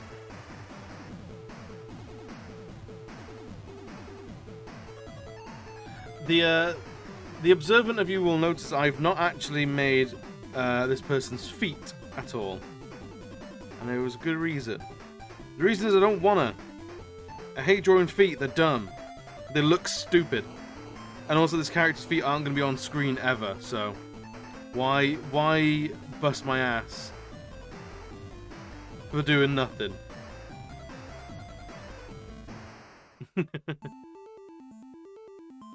Organization in the bin. In the defense, pay to win stuff was used for charity. Okay, if it's for charity, I can. Okay, okay. That makes sense. That makes sense. Also, that reminds me. Talking of charity, we're going to be doing a charity stream on Sunday.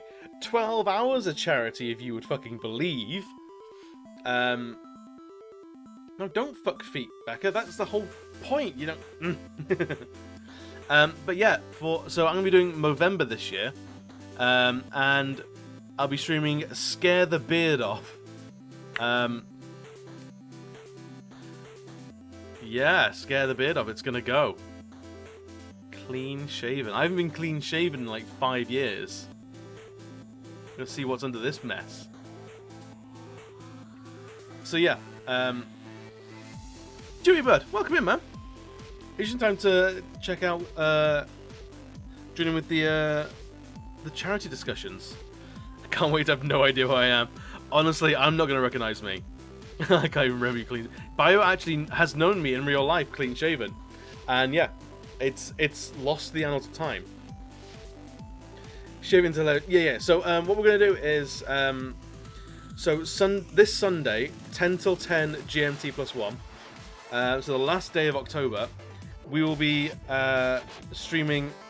I have an itinerary here. So from 10 till 12:30, we'll be streaming Alien Isolation.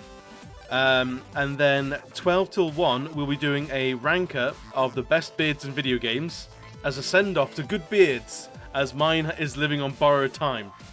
1 o'clock to 3:30 will be Limbo.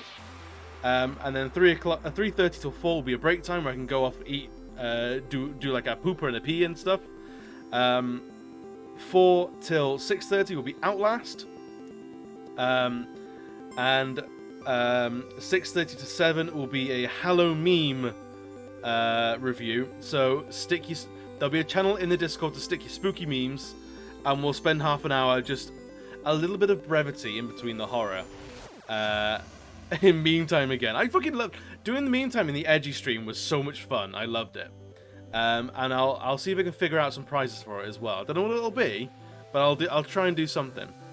And then 7 till 9:30 will be Phasmophobia with friends. The friends are all here tonight. So I think Becca, you're confirmed on for it. Bio's confirmed on for it. I think Udon is almost confirmed on it again, I think.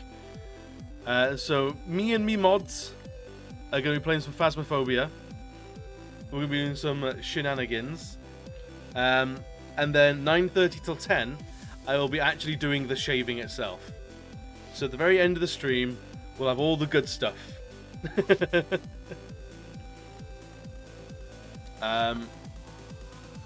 Me and me mod stream. Yeah, absolutely. Pray to your speaker blur when I see a ghost. Dude, I am not good at horror either. I think you and me are in the same boat. Jump scares are like my kryptonite. I am so bad with jump scares. But I have a Movember thing all ready to go. There's a page there. It's not fully fleshed out. I think we've got a goal of like £150. So if we don't raise it like during the stream, like ultimately that's fine. I'll be doing it for the entire month anyway, because we'll be shaving at the end of the stream, and then for the entirety of November, I'll be growing just a mustache. So I'll be shaving either weekly or bi-weekly and letting this just go as far as possible, just to see what we can do with it. I want to know if I can get like a proper like twirly mustache out of it. I think I can at the moment. Let's try just chatting, so see if you guys can see. So I don't know if you can see like a proper like. I don't know if you can see it on your end, like the curlies. Can be made to keep the beard instead? Tragically, no. Lux, welcome in. We need to make sure that people know to check their prostates, and this is how we're doing that. Boys, and anyone else with a prostate in the chat, go to a doctor and let them poke it at least once every couple of years. It's important. It's your G-spot. Take care of it. But Lux, you're a space communist, not a doctor.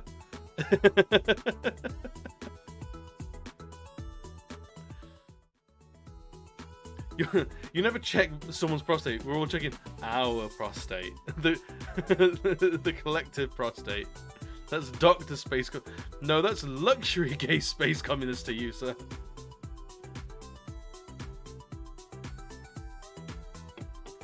I know. Space Doctor... communist... Potato potato. Stick your doctorate in the Discord so we can review it properly. And it better be written in something other than crayon. I've tried that before and it gets you nowhere.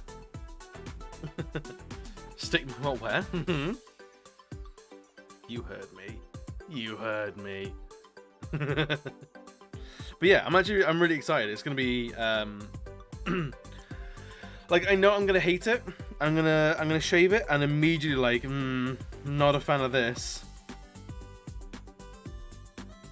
But it's for a good cause. And it's a good excuse to do something special, you know?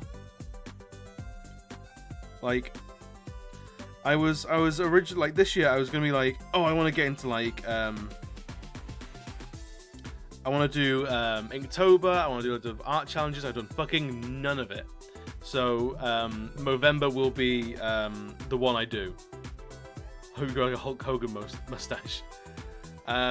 So this bit here like struggles to connect. So these are actually way longer than the rest of my beard.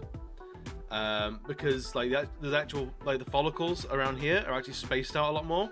So this stuff up here needs to grow down to connect it all properly. So I think the only mustache I can feasibly grow is a Hogan mustache, because I'll need that to connect later on. But we'll see. We'll see how it goes. Mustache science. That's Dr. Mr. Mustache to you. Aroused and terrified. That's how I like to keep the chat. Well, colour me scaroused. But my day has been good. Work has been a dumpster fire. Everything has gone wrong at work today. But I've been floating above it all, knowing that tonight I was going to hang out with friends, you guys. So it's not affected me in the slightest. Constant state of being. I wake up, I'm scared, I have a shower, I'm aroused, I have breakfast, I'm aroused again. I finish my breakfast, I'm scared, because where's my next food coming from? It's just, they're scared and aroused, and I'm constantly just boom, boom, boom, boom, boom, boom, all the time. All the time. I have two reactions. It's scared and it's aroused.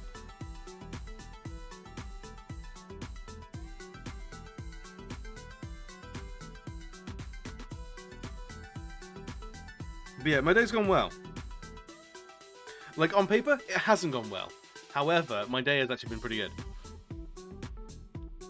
Nip's always on high alert. Just always, like, fucking doubt, like, divining rods. Always looking for the next one.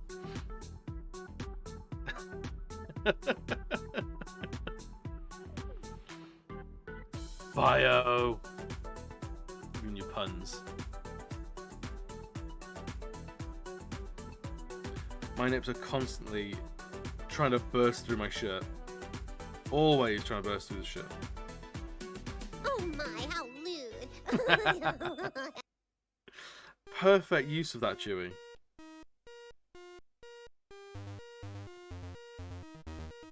But yeah, so gonna shave my beard on stream. And we'll be actually shaving it on stream as well. So it's here. It's not a personal toy. It's a clipper. It's a set of clippers. They're charging. They're waiting. They're ready to go. It's gonna be a time.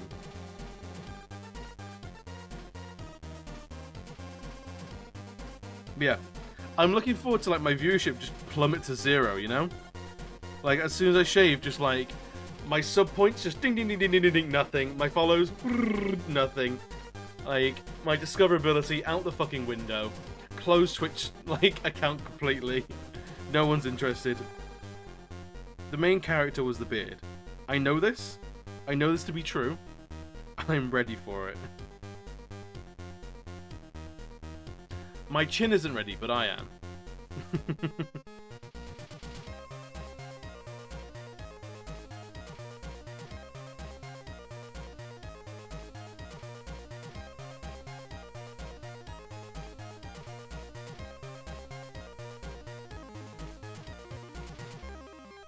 So yeah, my only like main concern of it is basically if like the clippers will destroy my audio. I don't know what it's gonna sound like. It's gonna sound like this. Oh, it actually doesn't pick up the clippers at all. That's alright then. That's a worry relieved.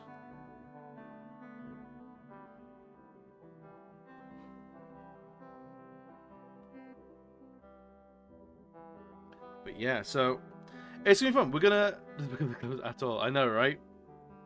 I love it. That's like the best. So yeah, we're gonna. So what's gonna happen basically is like 10 o'clock. I'll have a clean face. You'll all. I'll go offline. You'll all go back to your respective lives, and then I will spend the next full month digging out all the beard hairs from my keyboard and my speakers on my desk. Like I've got a small wire-haired cat that's just exploded on my desk. That's basically what I'm gonna do. Or I'm gonna set up like loads of bin bags and stuff to catch it all.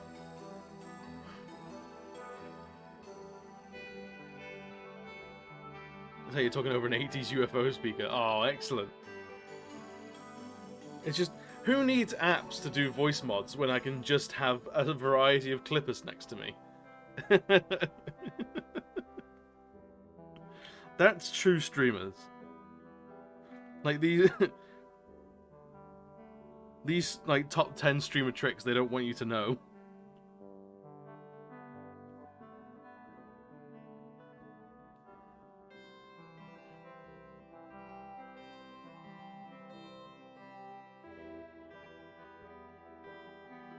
Yeah, I am legit like super excited for it. It's gonna be so stupid. And like I'm gonna play like actual proper horror games the first time in a long time. Because I'm trying to think that the last time I actually played a horror game. And I think it must have been like uni. No worries, Chewie. I appreciate you checking in, just saying hi. I hope the rest of your evening is rad as fuck.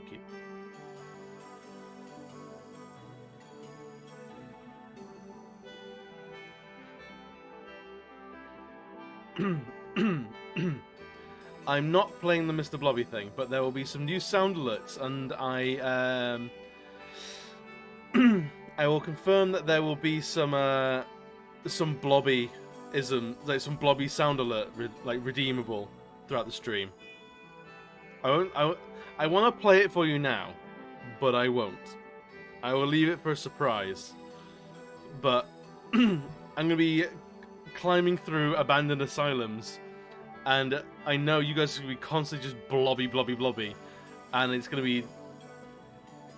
If I don't have to shave it, my beard's going to fall out through stress.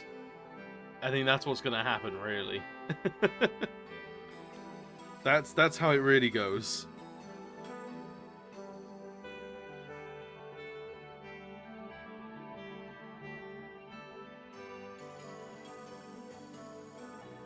Imagine they added Mr. Blobby as a ghost in Phasmo.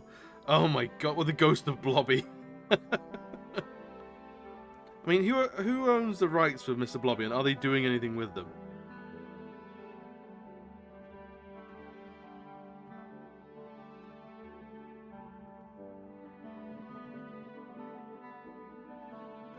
Does the BBC still own the rights for Mr. Blobby? Or is it Channel 4 now?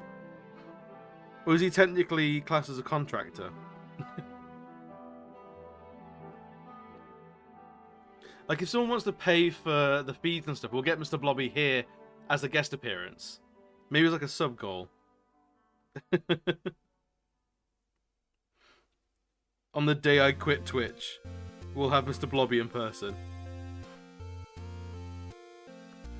And I will hate every fucking second of it.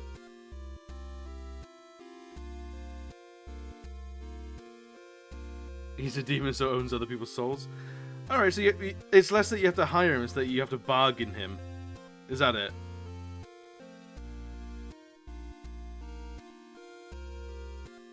Alright, who wants to pony up the soul cash?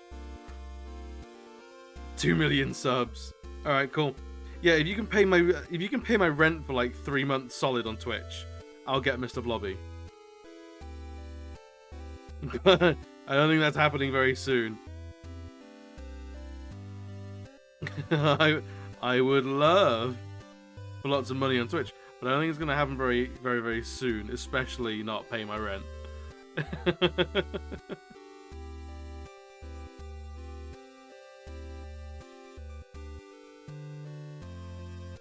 Yeah, 2 million subs. That'll get Mr. Blobby here.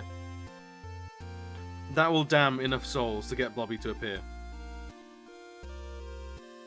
Of course, we've got to remember to say Mr. Blobby, Mr. Blobby, Mr. Blobby into the mirror before he will appear to us. Like that's very important to get right, otherwise you'll get someone else. And then the joke is ruined.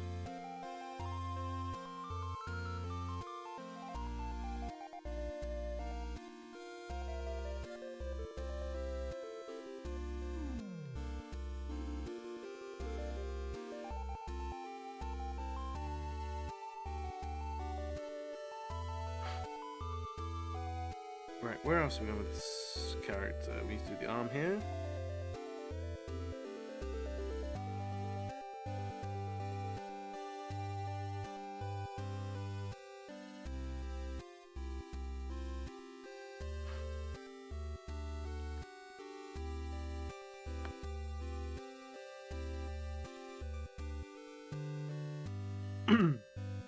Right, we need to... We're almost done with the flag. If we can get all the shading done tonight, that'll be a huge, huge, huge benefit.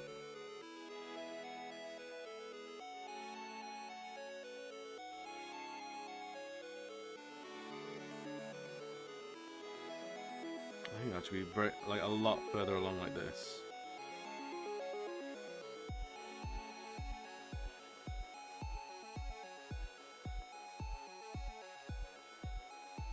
Oh god.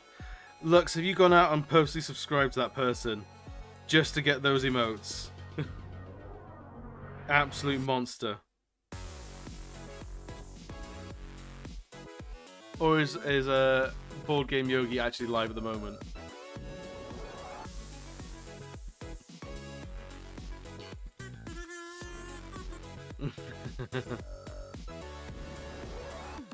She's live a lot, yeah. Mr. Blobby mask? Oh no. No, but they were fun perk. Were they not like the driving force behind the sail?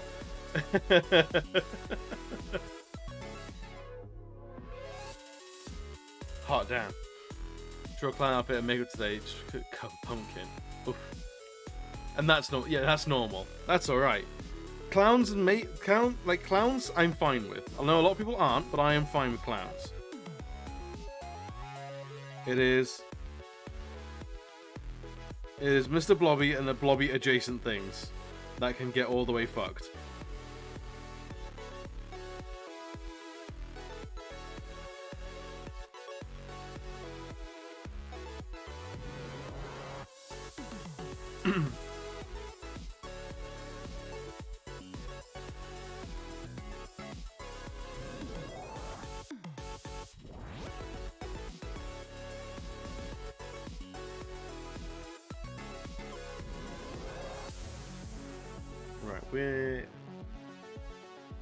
Where are we going on this now? I ask in the middle of drawing a fucking thing. What's going on here? Last meme of the day. You can do it! Thank you for the like, my bud. It's in the Discord. Oh no. I'll check it out now. If I'm not gonna like what I see.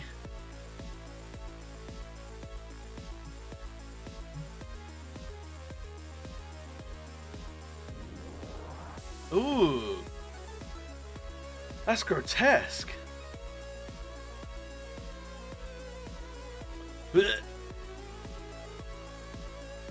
I'm not a fan. No, I don't like that. Don't like that at all. Not good. That's not good for all me.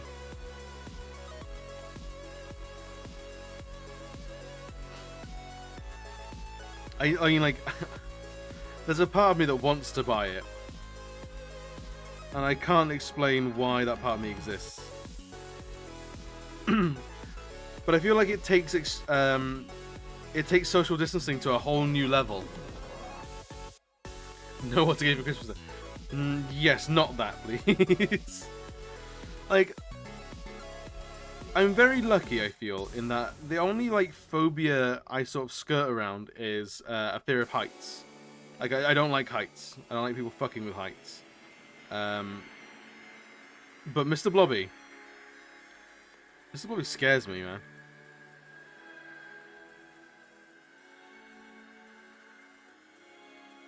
Like,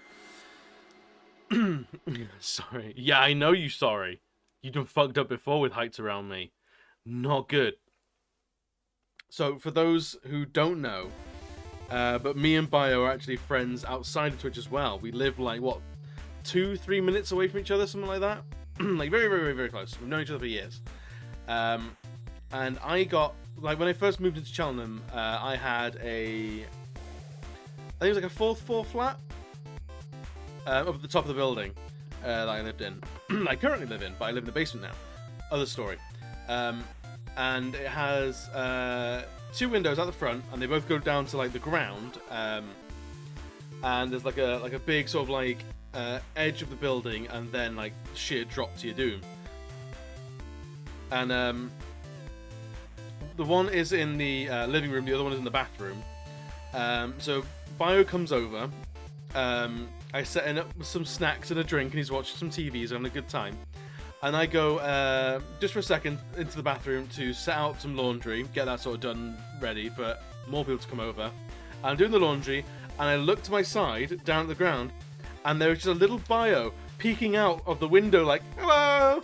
And what the motherfucker has done is crawled out of the window and crawled along this basically guttering of the building, and is now peeking into the other window and saying hi.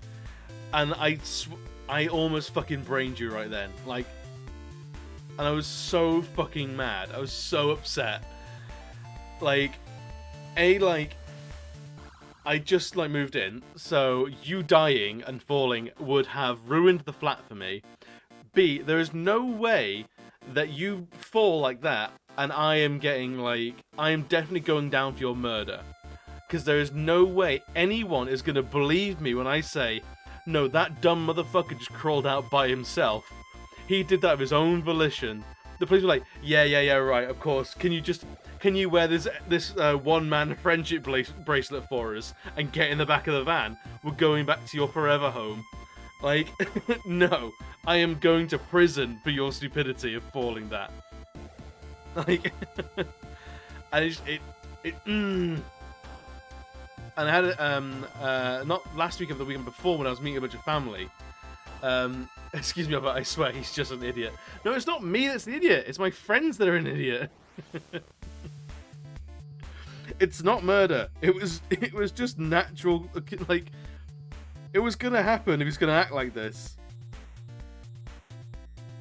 I was so upset. I was like, Bio, I was like legitimately mad at you for like the entire evening. I was like, motherfucker. Like, I'm over it now. We lived. I don't live there anymore. Like, if you fall out of my apartment now, absolutely fine. If anything, like, because I live in a basement flat, if you fall out of my apartment, you rise 6 feet and land on the ground. I know. I don't sound like I'm over it. But this is only because when I was visiting family up in Harrogate the weekend before last, we were again staying in a B&B, me and my parents, and spill spat. I could just fucking spit at you. And we're on like the 3rd floor in this big, like, lovely apartment that my parents had rented. And my aunt is walking down the street, looking up to see where we are. And my mum, like, opens the window, sits on the window ledge, and just totally hangs out, and is like, yoo-hoo! And like my dad's like across the way in like the kitchen area, and you can see him like pouring some coffee, and just like he's about to just like crush this mug in his hand with like just Can you not? And I'm stood behind her, and I'm like, do I grab my mother by the collar of her coat and just yeet her into the middle of the room, slam the window shut, and then just punch her, like, on the arm? Like, one solid just... Doof! Just, how dare you? How dare you fuck around with gravity like that? That I'm not over. Bio, I've forgiven. My mum, not so much. Maybe if she gets me something good for Christmas, we'll talk. But as of now, she's on my shit list. My mum is on my shit list. So you would say throw her out the window. No, why would... That's definitely murder. That harms the mother.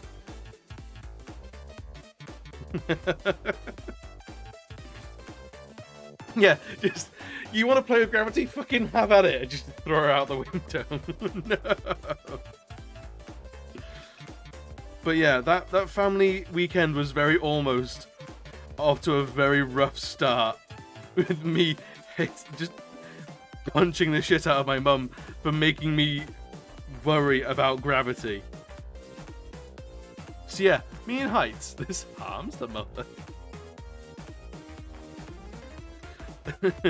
I feel like that's good quote material. This harms the mother.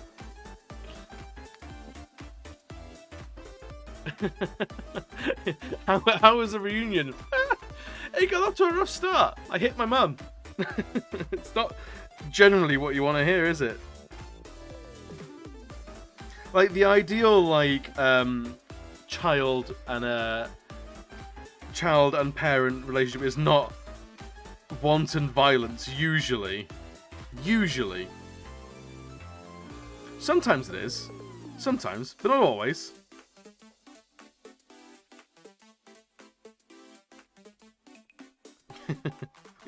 Fucking I don't understand how people are not as unokay with heights as me. Like, surely, like, on an evolutionary level, you should know that hitting the ground at high velocity is harmful for the person. Like, this harms the people. Like, it's an evolutionary thing. Like, the ones that...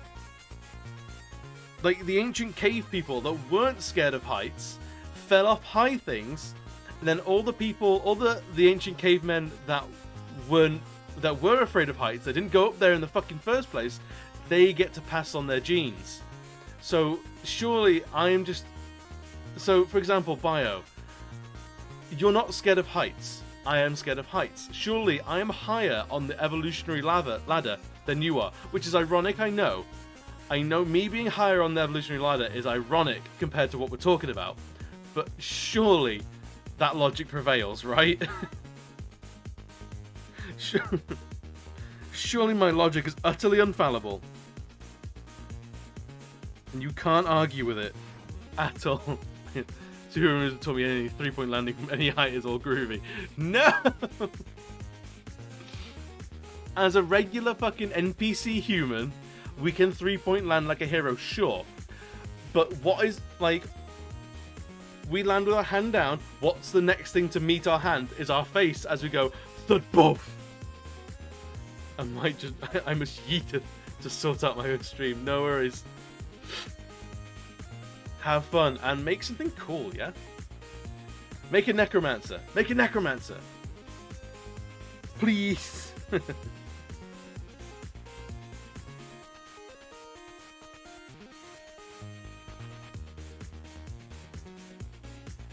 So, yeah, me and heights.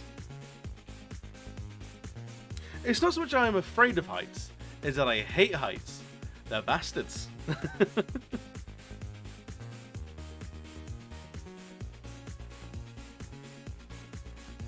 Like, so what's like, I'm not scared of heights, I don't think.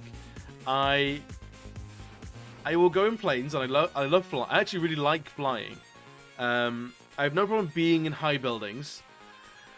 I have no problem with bridges or anything like that, or like being up in the sky for any reason, but I think it's that lack of a barrier, like the no railings, the ease of slipping and falling. I hate, like, I'm not scared of it. I fucking hate it. So, do I have a phobia? Maybe. Do I have a hatred? Yes. Am I scared? Maybe not. Is there a word for a hatred? Because isn't phobia just aversion to? You have an aversion to something.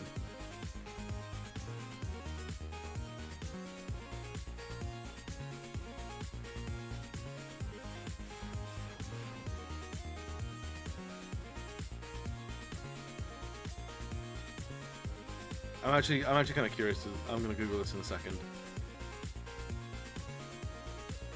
Once I finish with this poll, I'm gonna Google it. We're gonna find out what a hatred of something is actually called.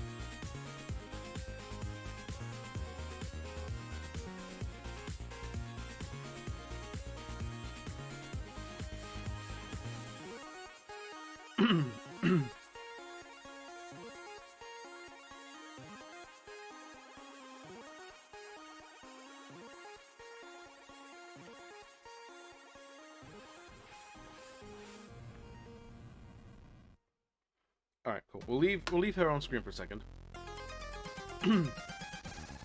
Yeah, so phobia is an extreme irrational fear of something. So I feel like a fear of heights isn't a phobia because it's rational.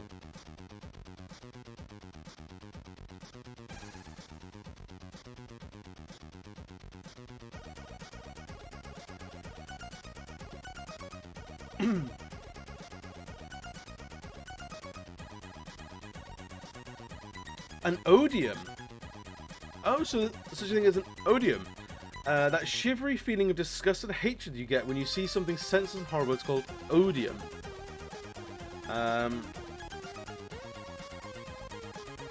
The noun, hate coupled with disgust.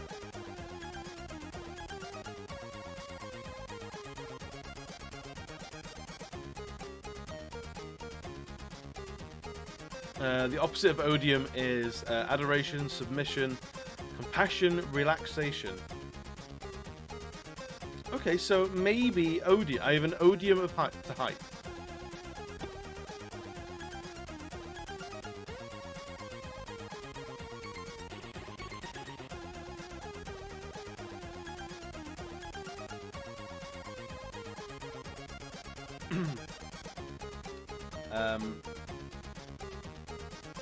Is there a suffix for loathing?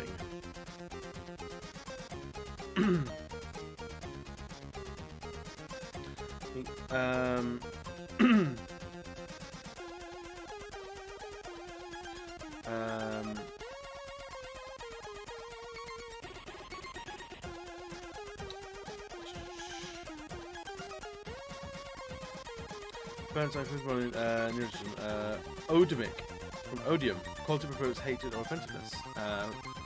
From adjectives to nouns, pronouns pertain to derived from odious. Appears in a hyphen with odemic, apparently, maybe.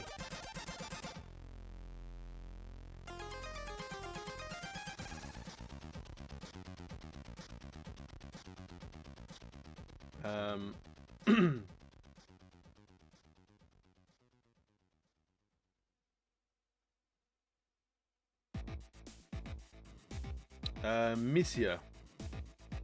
The logomysia, as far as I know, suffix is related to root cause of misanthrope, misandry, misogyny.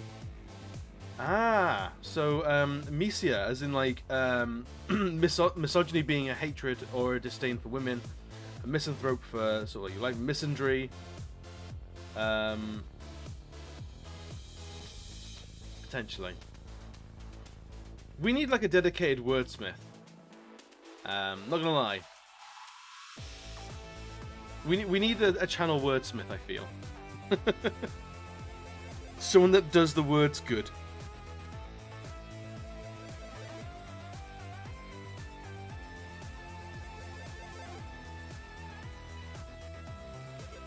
Who wants to volunteer for that role?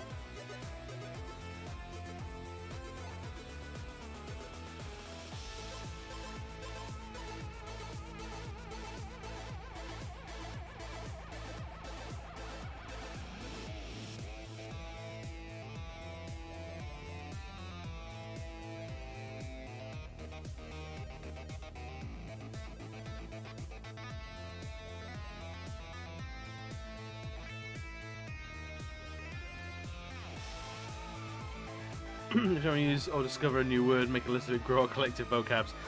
Dude, absolutely, I would love that. Just have like a command like explosive vocabulary. I'll just like divulge like pages and pages and pages of linguistic notes. I think that'd be super cool. Nerdy as all hell, and I'm all for it.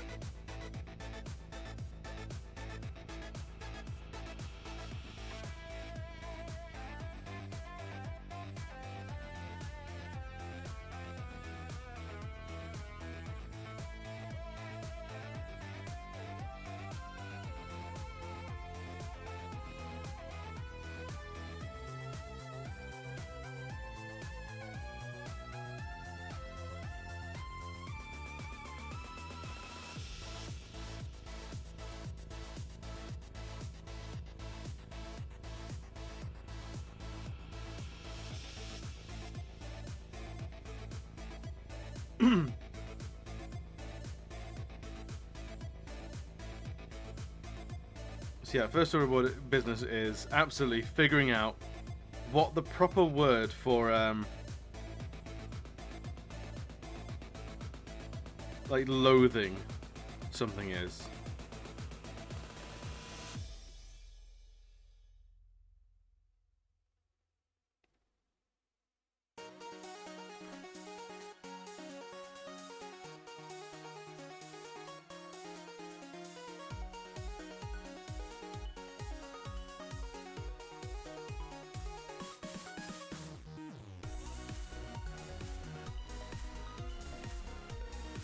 Right, we've got the arms done. Let's do the breastplate next.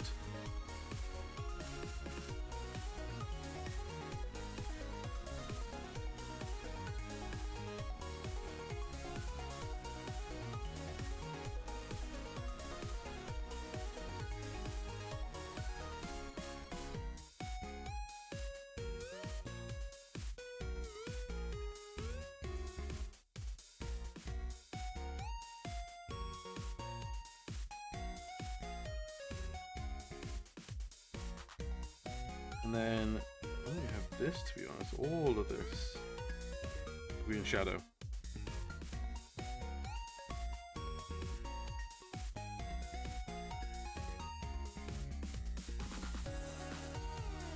From a current point of view, it should have created from a guess. It's just kind of like the quote. Yeah. Basically, just the quote one. Yeah, super easy to do.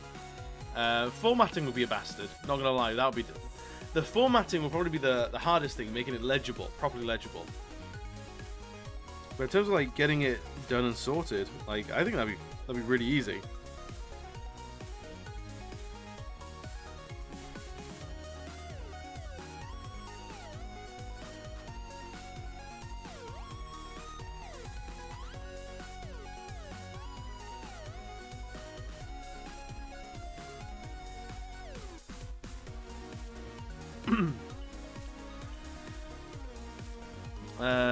Antipathy. Okay. Do you say a feeling of aversion? I mean, like, I feel like aversion is wanting to avoid something, whereas if you put the personification of heights in front of me, like say for example, like we had like deities of obscure concepts, so like if you put like the deity, the patron saint of heights in front of me, I wouldn't want to leave the room necessarily. I wouldn't want to just get away from them. I'd probably want to try and punch them. Like I want to but fight or flight kicks in and I want to hit. It's like a really strong thing. Hello there. Because I'm not in the wrong, they are in the wrong. Phantom Bear, welcome in, bud. Thank you for the follow, and what a weird discussion you've joined in. But yeah, absolutely. I would give him a good proper across the jaw and just, how dare you be so tall? How dare you be so dangerous?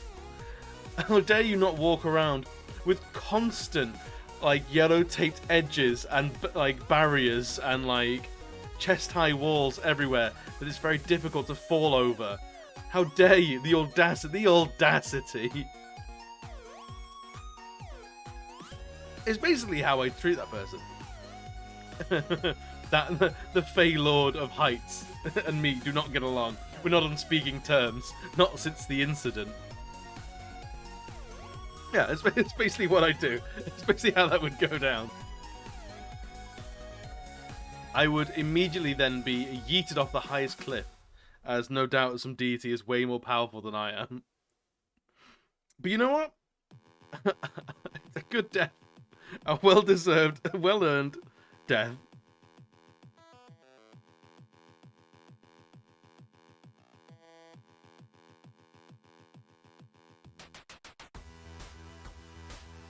Yeah, I can't accurately explain the feeling I get.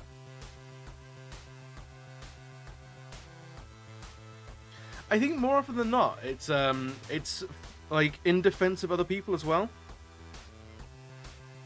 So like Bio, with you hanging out my window, my mum hanging out the window of this Airbnb. My immediate concern was for you and the person hanging out the window. I want to get them inside, but to the point that I am upset and angry at the person hanging out the window. So it's very strange. Like, if I am hanging out of a window, as long as I feel like I've got a good grip of something, like the window frame or something like that, I was generally pretty good, like looking out and leaning out the window myself. But when I see people or a person treating heights and stuff like that with reckless abandon, that's when the bad feelings settle in, like come in, and I feel like, no, this person's not treating. This person's handling a rattlesnake like a puppy, you know? Like, this person's being way too chill for the amount of danger that I perceive them to be in.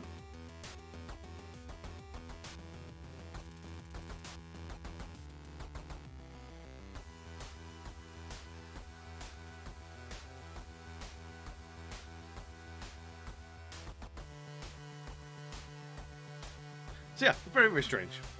But Phantom Bear, like, welcome in. Like, say hi if you feel comfortable. We'd love to get to know you more. If you are a dedicated lurker, then that is also fine. Do not feel you're pressured to talk or interact. If you just want to chill out, vibe a little bit with us, well then it's a perfect place to do that.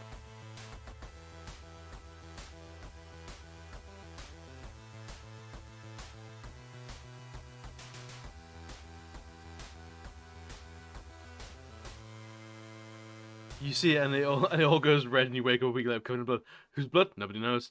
It was the blood of that window frame. That's what I murdered. The person is fine at home, taken care of. Blood splattered, yes, but my window is like destroyed. That's what really happens.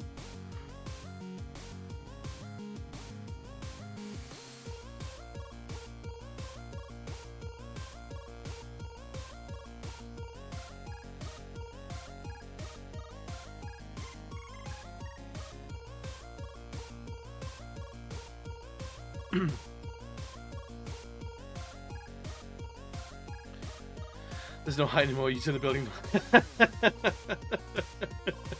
Yeah, it's just me, like punching out the foundations and digging deeper and deeper levels to this building, and you can just see like the top of the building going to this all ground floor. That I like that. Like, I don't subscribe to the flat earth theory because I don't like the idea that you can fall off the edge. That's terrifying. My singular problem with the flat earth theory is falling off the edge. Why would you invite that thought into your life and your perspective of how the world works? It's just horrible.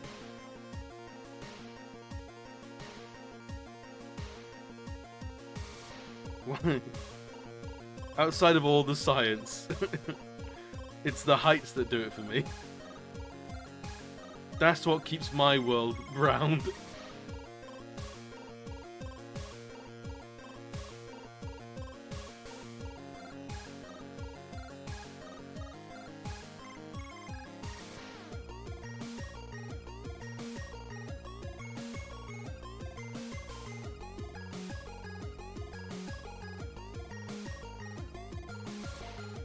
Right, what time is it? 1:30.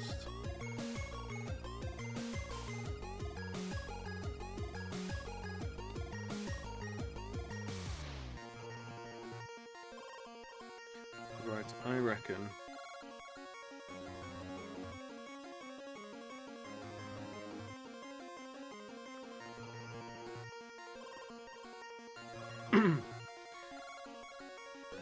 I've almost shaped this character in, actually. We're not actually that far off.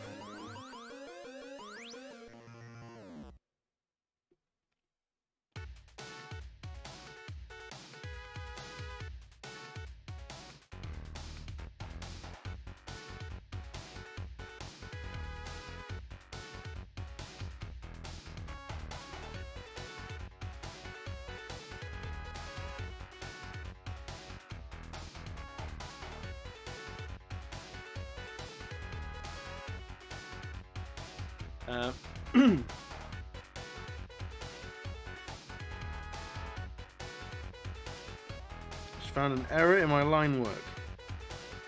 Shall not... Oh shit, no.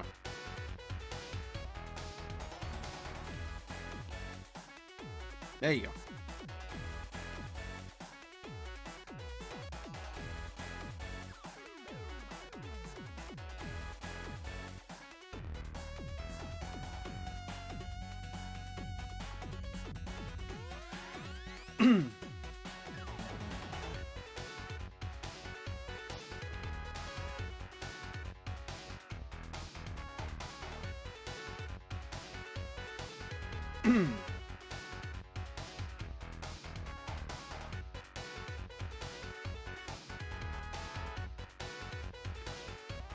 Right, what else should we do before we finish up the night?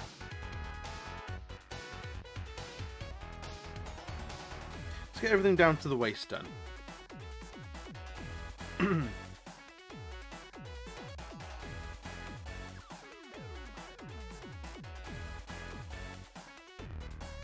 it's just this here then.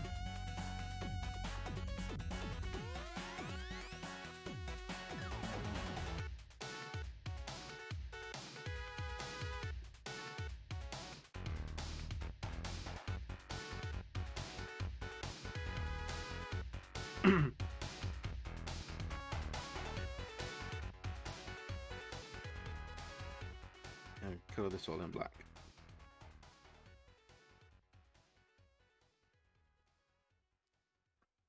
There we go. Right. Methinkies, that's good for now. Thank you everyone for chilling out and hanging around with us. We managed to finish off our gelatinous cube. Where is it? Where'd it go? Oh, Cubula. I'll be back on Thursday, same time, same place, for The Witcher. If you like what you've seen, by all means, drop me a follow. If you're not in the Discord, by all means, jump in the Discord. Also, we'll be doing the Sunday 12-hour stream from November, where the beard goes bye-byes. But for now, where should we send you guys? Where should we send the love?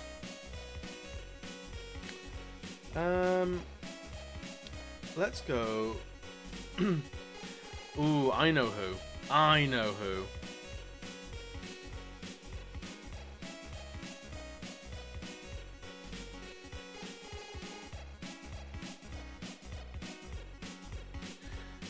Lord of Hints, dude, welcome in. I'm sorry, we're just finishing up, buddy. I'll stick this in the Discord at the very least. But boss, we're just finishing up for the day. Where have you been? Typical. It's all right, man. I have a regular, boring human job that I have to get to tomorrow morning. You have me in suspense. let's go see Meowtings. Meowtings is playing Dead Space at the moment. Yes, he's playing Meowtings. He's playing Meowtings. He's playing Dead Space. He's a good egg. He's a good lad. So yeah, we're all gonna go over there. We're gonna give him some love. Go check out his stream. If you feel like becoming a part of his community, then by all means do so. But yeah, I'll be back on Thursday for more Witcher. A lot of hints. I will endeavour to ping the server ever more to try and get you in earlier next time. But the very least, I hope your evening so far has been good, and the rest of it will still be of an equal quality. Guys, I'll see you very soon. Thank you so much for hanging out. I'll see you later. Goodbye.